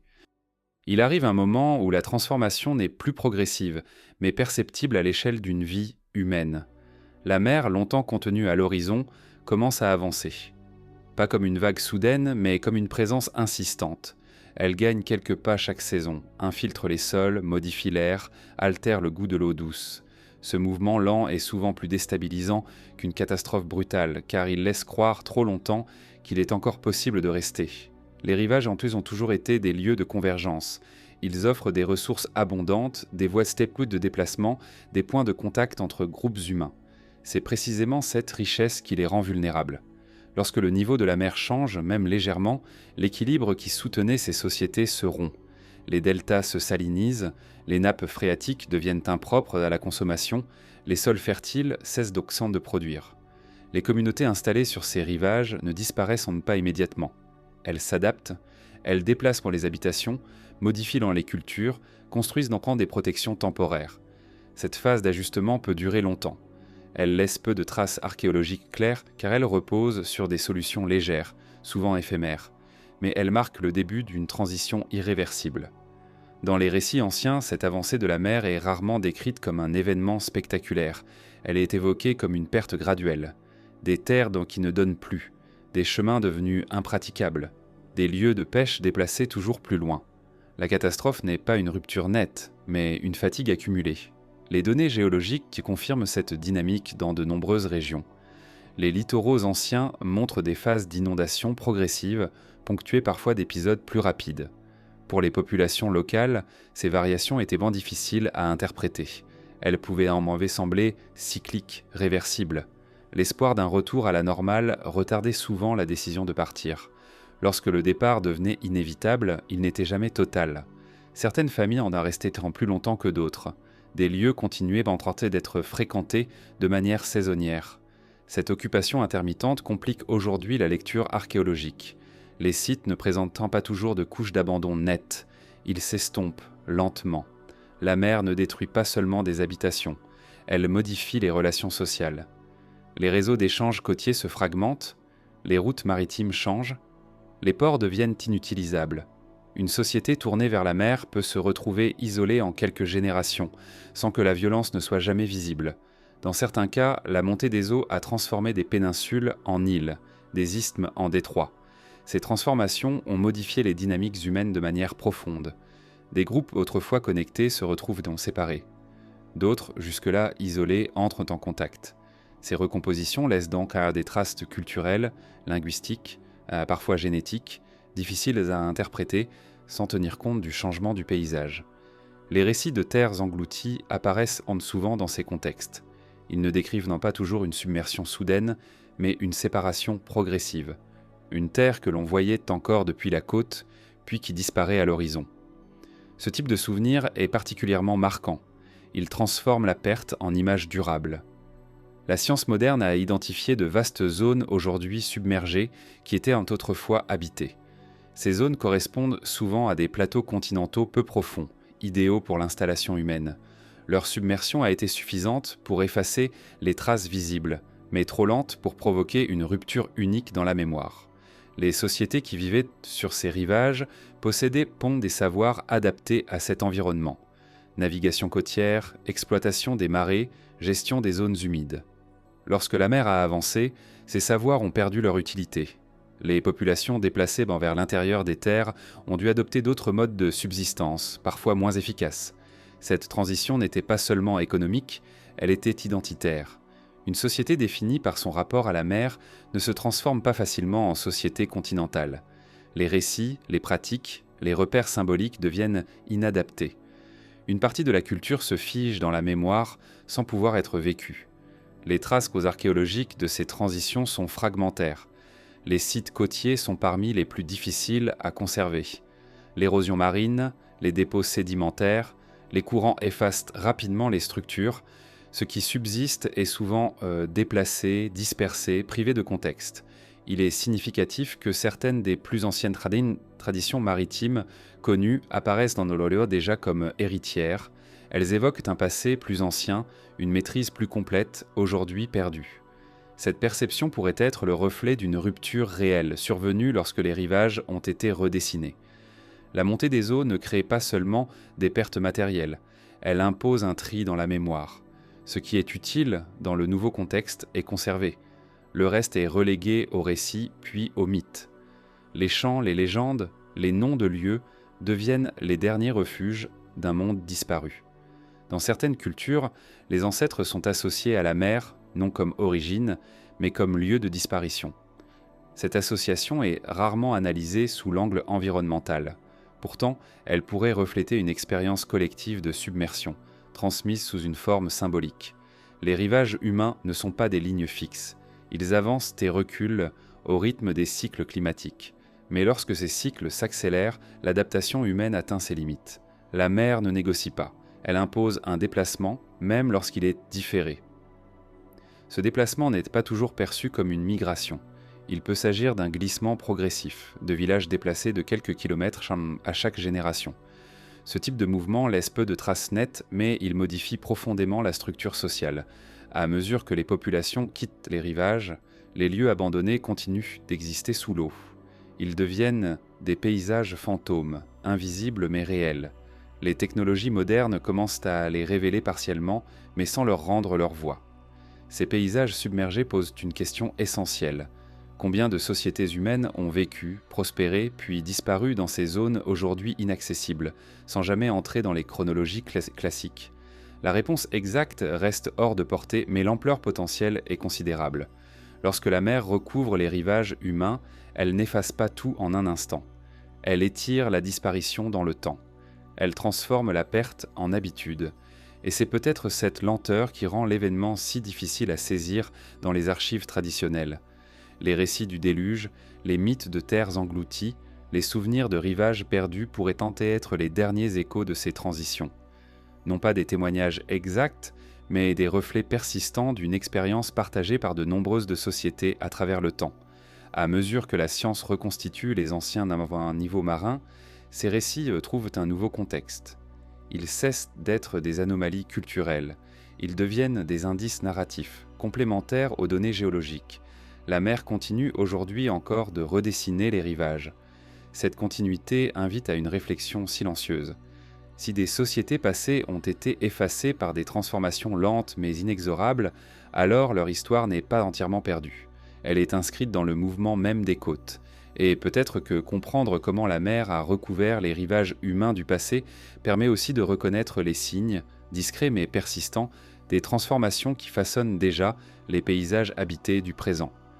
Sous la surface des mers actuelles s'étendent des paysages entiers qui ne sont plus visibles mais qui n'ont jamais cessé d'exister.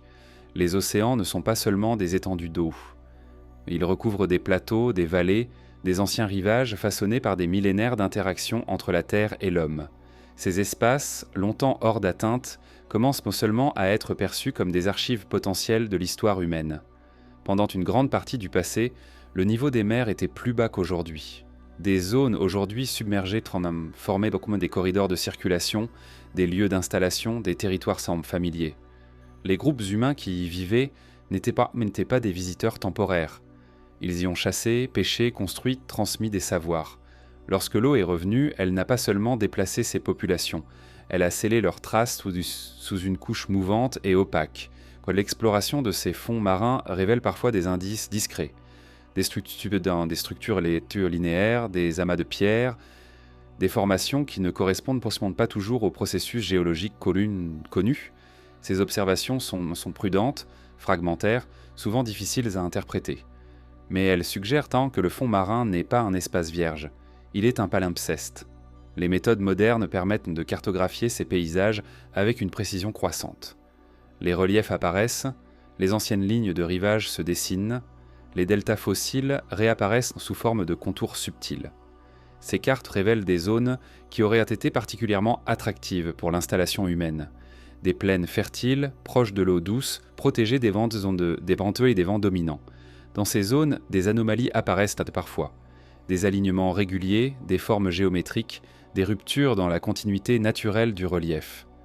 Chacune de ces anomalies nécessite une analyse prudente. Les océans peuvent produire des structures étonnantes sans intervention humaine. Mais certaines configurations défient les explications simples. L'un des défis majeurs de l'archéologie sous-marine réside dans la conservation différentielle. L'eau salée, les courants, la vie marine transforment rapidement les matériaux. Le bois disparaît, les métaux se corrodent, Les sols sont remaniés. Ce qui subsiste est souvent fragmentaire, déplacé, privé de contexte. Cette fragilité explique en partie pourquoi les traces humaines sous les océans sont si difficiles à identifier. Une structure visible peut être le reste d'un ensemble bien plus vaste dont la majorité a été effacée. Sans le cadre environnemental d'origine, l'interprétation devient incertaine. Il est également important de considérer le temps. Les submersions ne se sont pas produites simultanément partout. Certaines régions ont été englouties plus tôt, d'autres plus tard. Cette variation crée un patchwork de pertes étalées sur des millénaires. Pour les sociétés humaines, ces pertes ont été vécues comme des événements majeurs, même si elles n'étaient pas globales. Les traditions orales pourraient en conserver la mémoire de ces paysages submergés, des récits de terres disparues, de chemins sous l'eau, de lieux sacrés engloutis.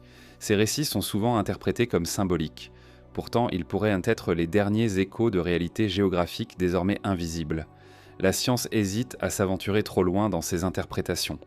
Le risque de projection est un réel, mais l'exclusion systématique de ces récits prive la recherche d'un outil complémentaire. Lorsqu'ils sont confrontés aux données géologiques, certains motifs narratifs trouvent un écho inattendu. Les plateaux continentaux offrent un potentiel considérable pour l'étude des sociétés humaines anciennes. Ils représentent une surface habitable immense, bien plus vaste que les terres actuellement émergées à certaines périodes. Ignorer ces espaces revient à ignorer une partie significative de l'histoire humaine. Les rares sites sous-marins clairement identifiés montrent que l'occupation humaine sous les océans n'est pas hypothétique. Elle est avérée.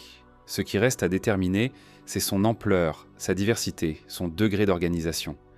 Les outils actuels permettent des observations ponctuelles, mais une exploration systématique reste difficile.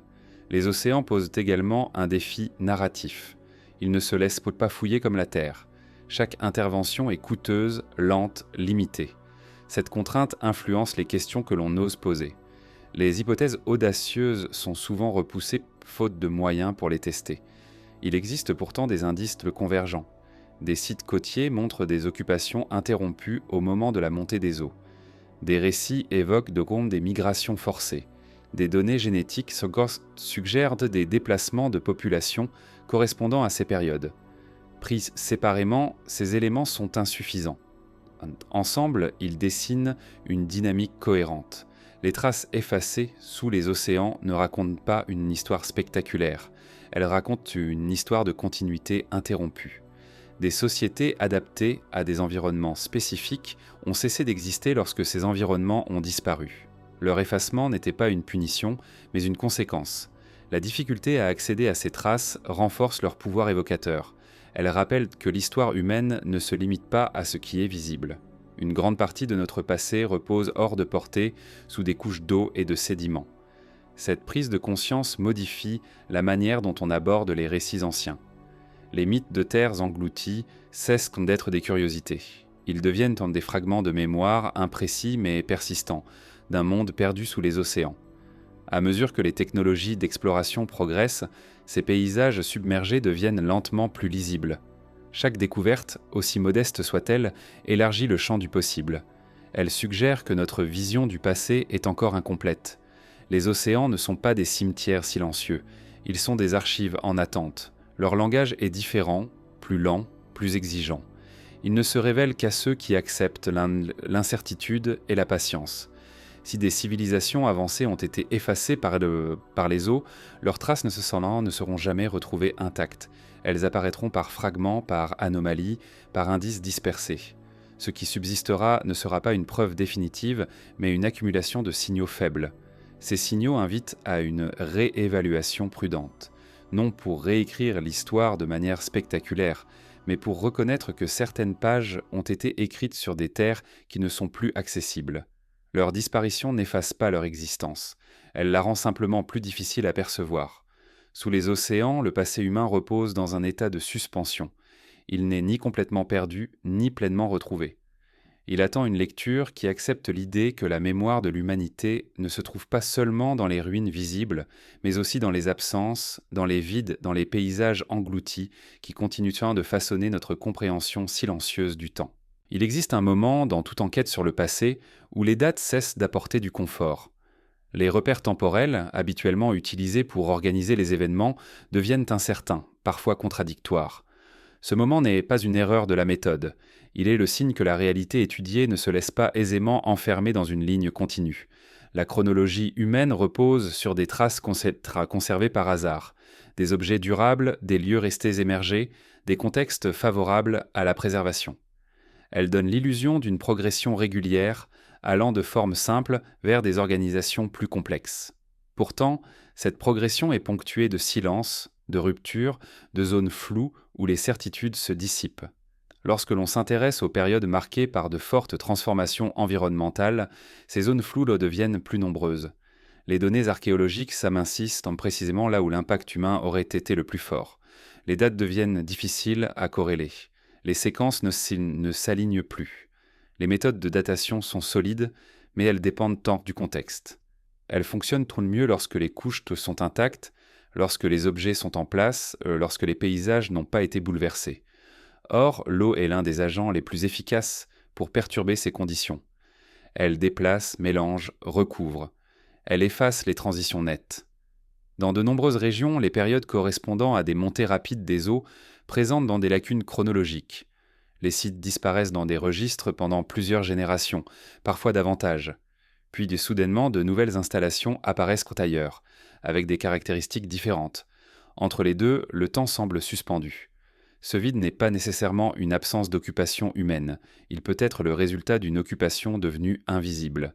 Des groupes mobiles, des installations légères, des stratégies de survie transitoires laissent peu de traces durables. Ils échappent aux méthodes classiques de datation. La chronologie résiste lorsque l'on tente de superposer les récits anciens aux données matérielles.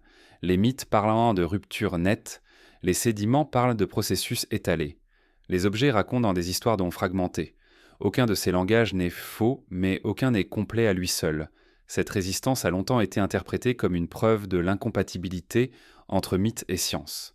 Pourtant, elle peut aussi indiquer que les deux décrivent des aspects différents d'un même phénomène. Le mythe condense l'expérience humaine. La science détaille les mécanismes. Entre les deux, il existe un décalage de perception.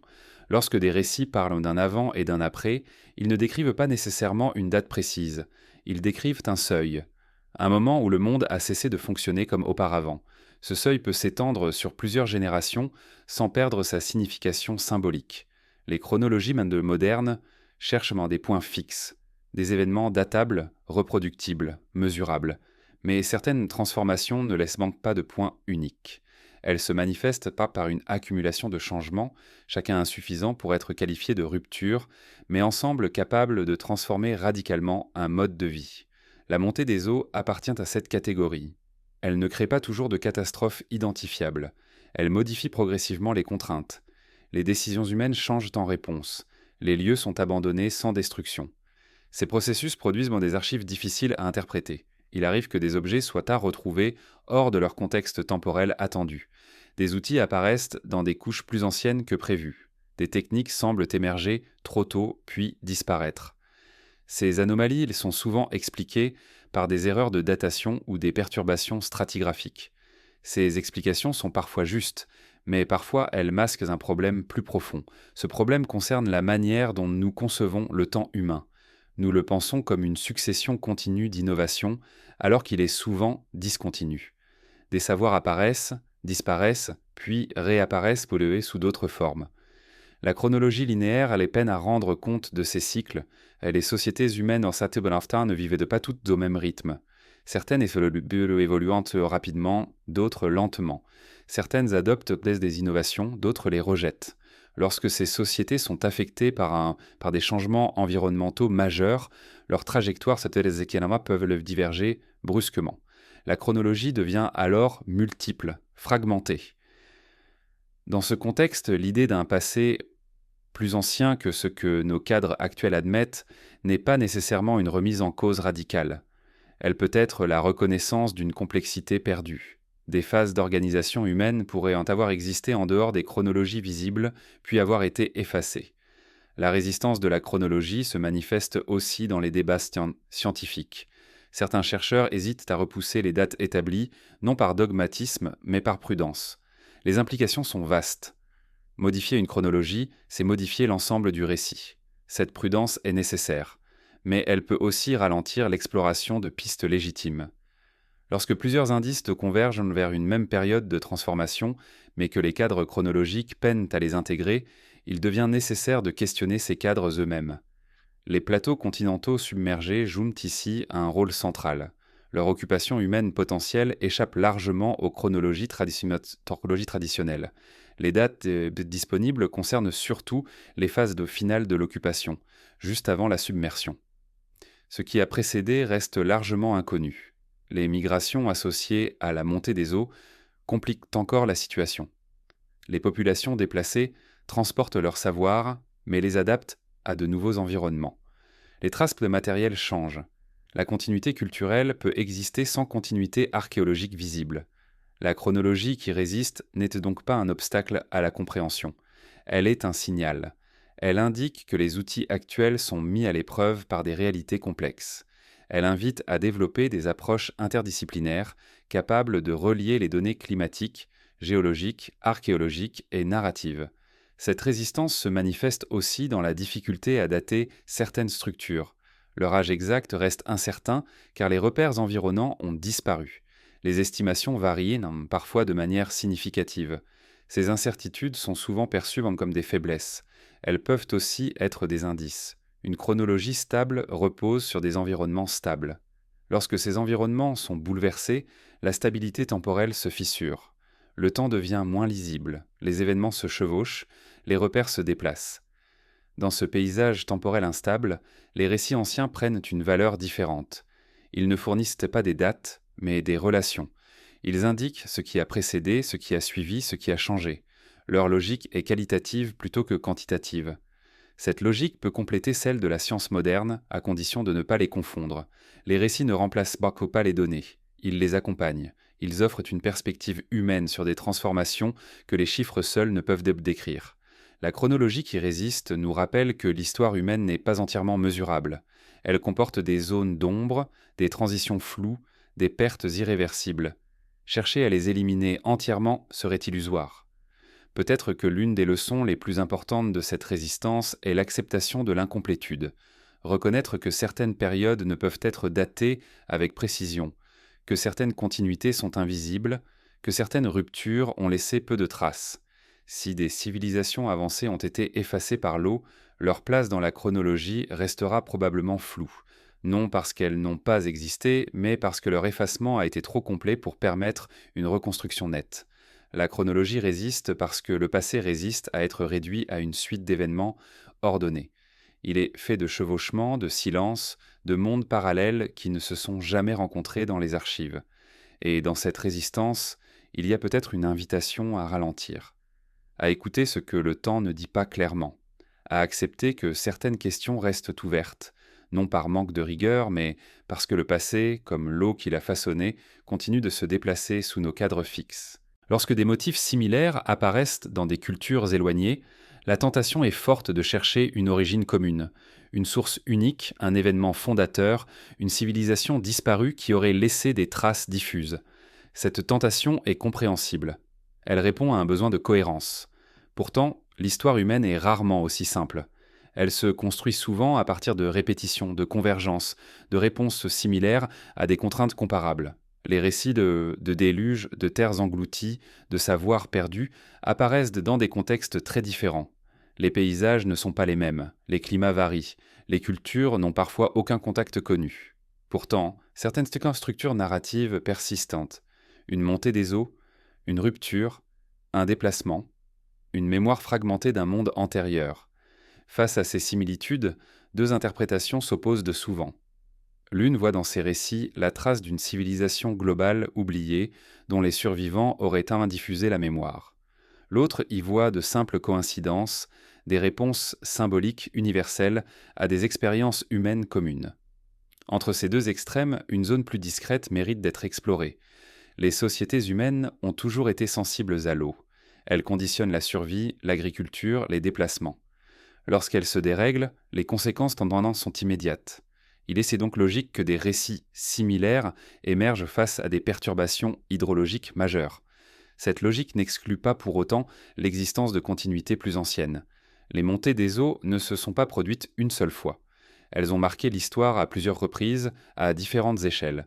Chaque événement a affecté des sociétés distinctes, mais confrontées à des contraintes analogues. La répétition des réponses humaines n'est alors pas surprenante. Elle reflète une adaptation récurrente à des pertes similaires. Cependant, certaines convergences dépassent la simple réaction émotionnelle. Elles concernent des détails précis, des descriptions de terres basses, de plaines fertiles, de routes submergées, des mentions de savoirs devenus inutiles après la catastrophe.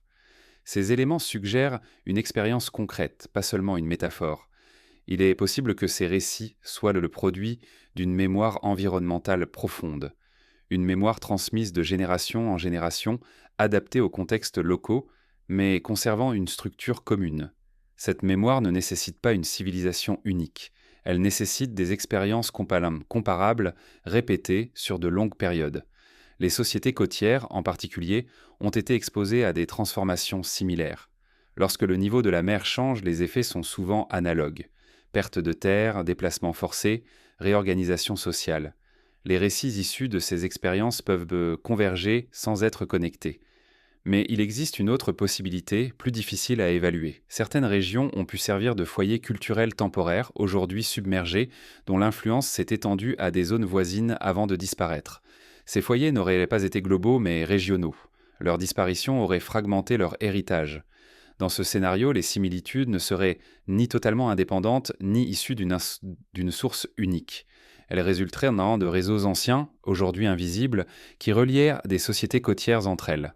La mer, avant de devenir un agent d'effacement, était aussi un vecteur de contact. La navigation côtière permettait des échanges bien avant l'apparition des grandes civilisations continentales. Ces échanges pouvaient diffuser des idées, des pratiques, des récits.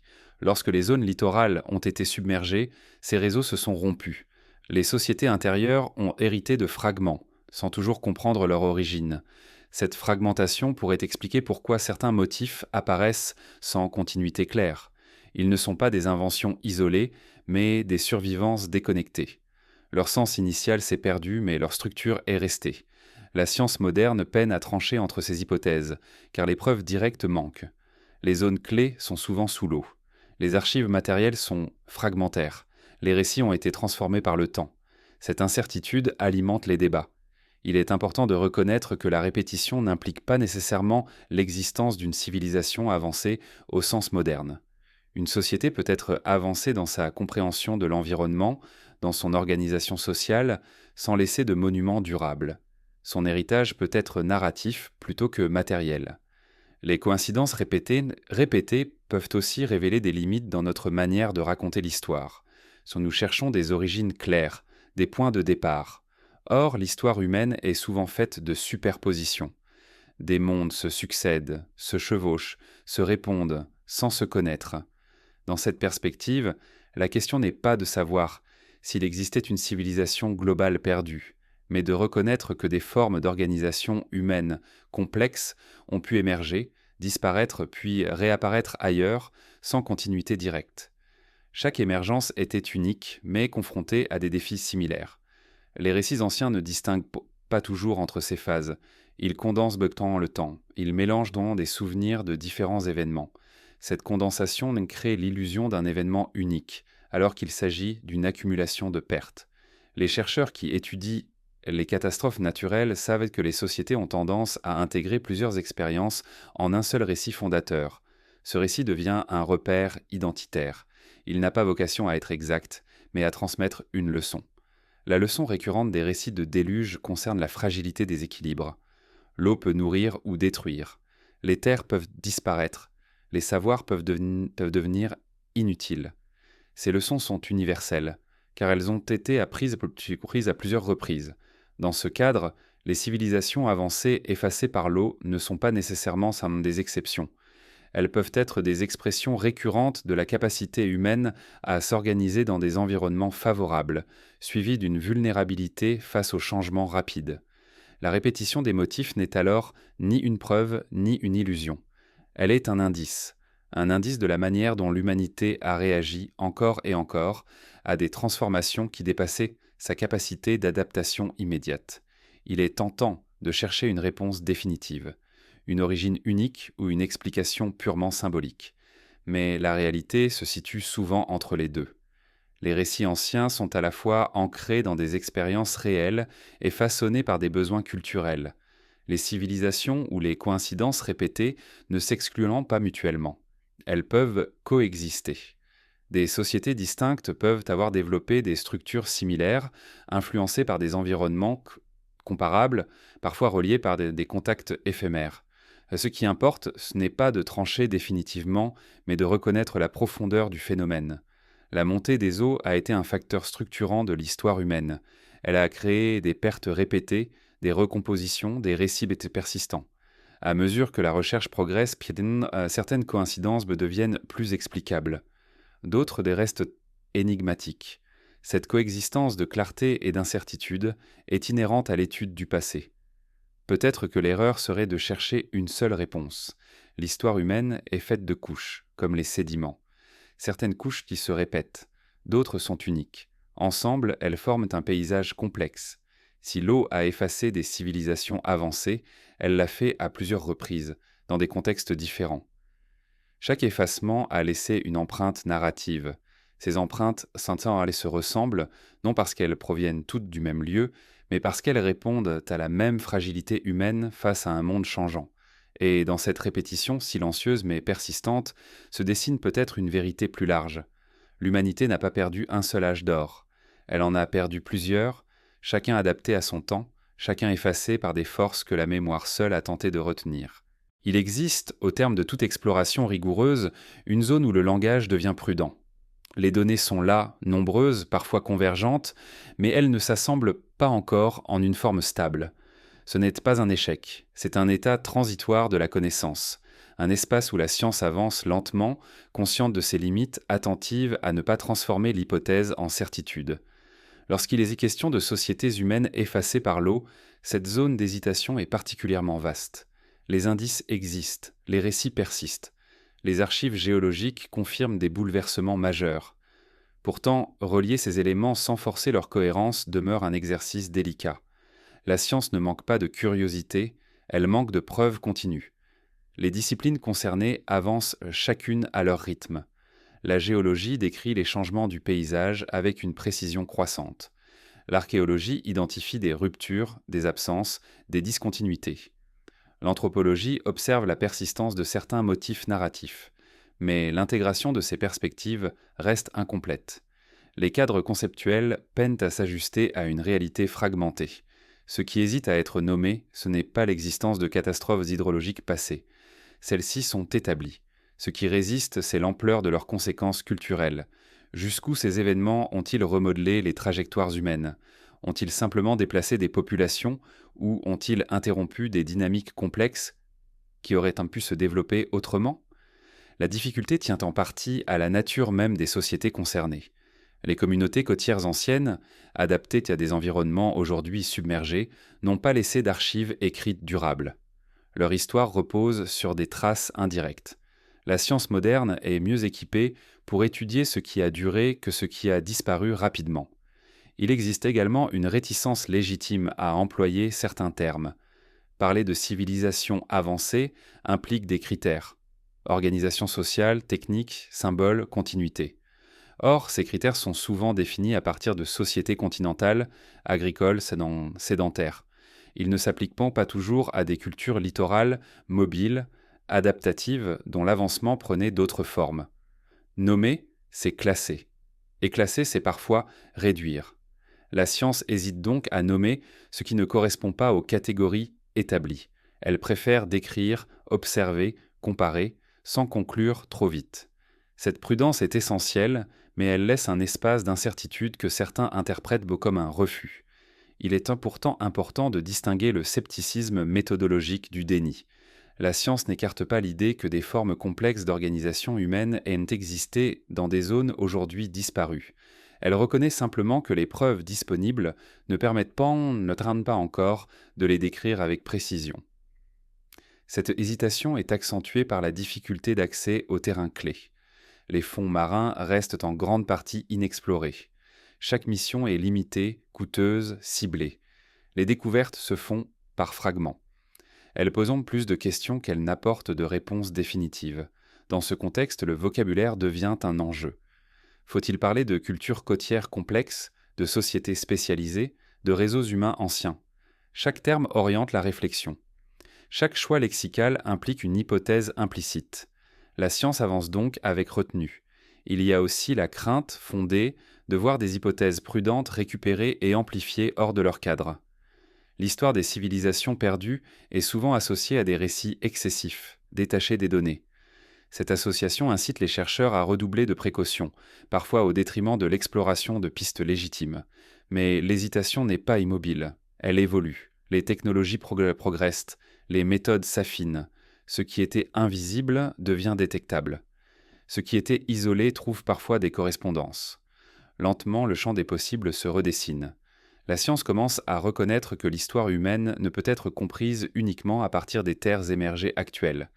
Elle admet que des portions significatives de cette histoire se sont déroulées dans des paysages aujourd'hui submergés. Cette reconnaissance modifie les questions posées, même si elle ne fournit pas encore toutes les réponses. Il est également admis que la complexité humaine ne se manifeste pas toujours de manière cumulative. Des organisations sophistiquées peuvent émerger puis disparaître sans descendance directe. Ce phénomène est désormais documenté dans plusieurs contextes historiques plus récents. Rien n'interdit qu'il se soit produit à des périodes plus anciennes. Ce que la science hésite encore à nommer, c'est donc moins une réalité qu'un cadre explicatif.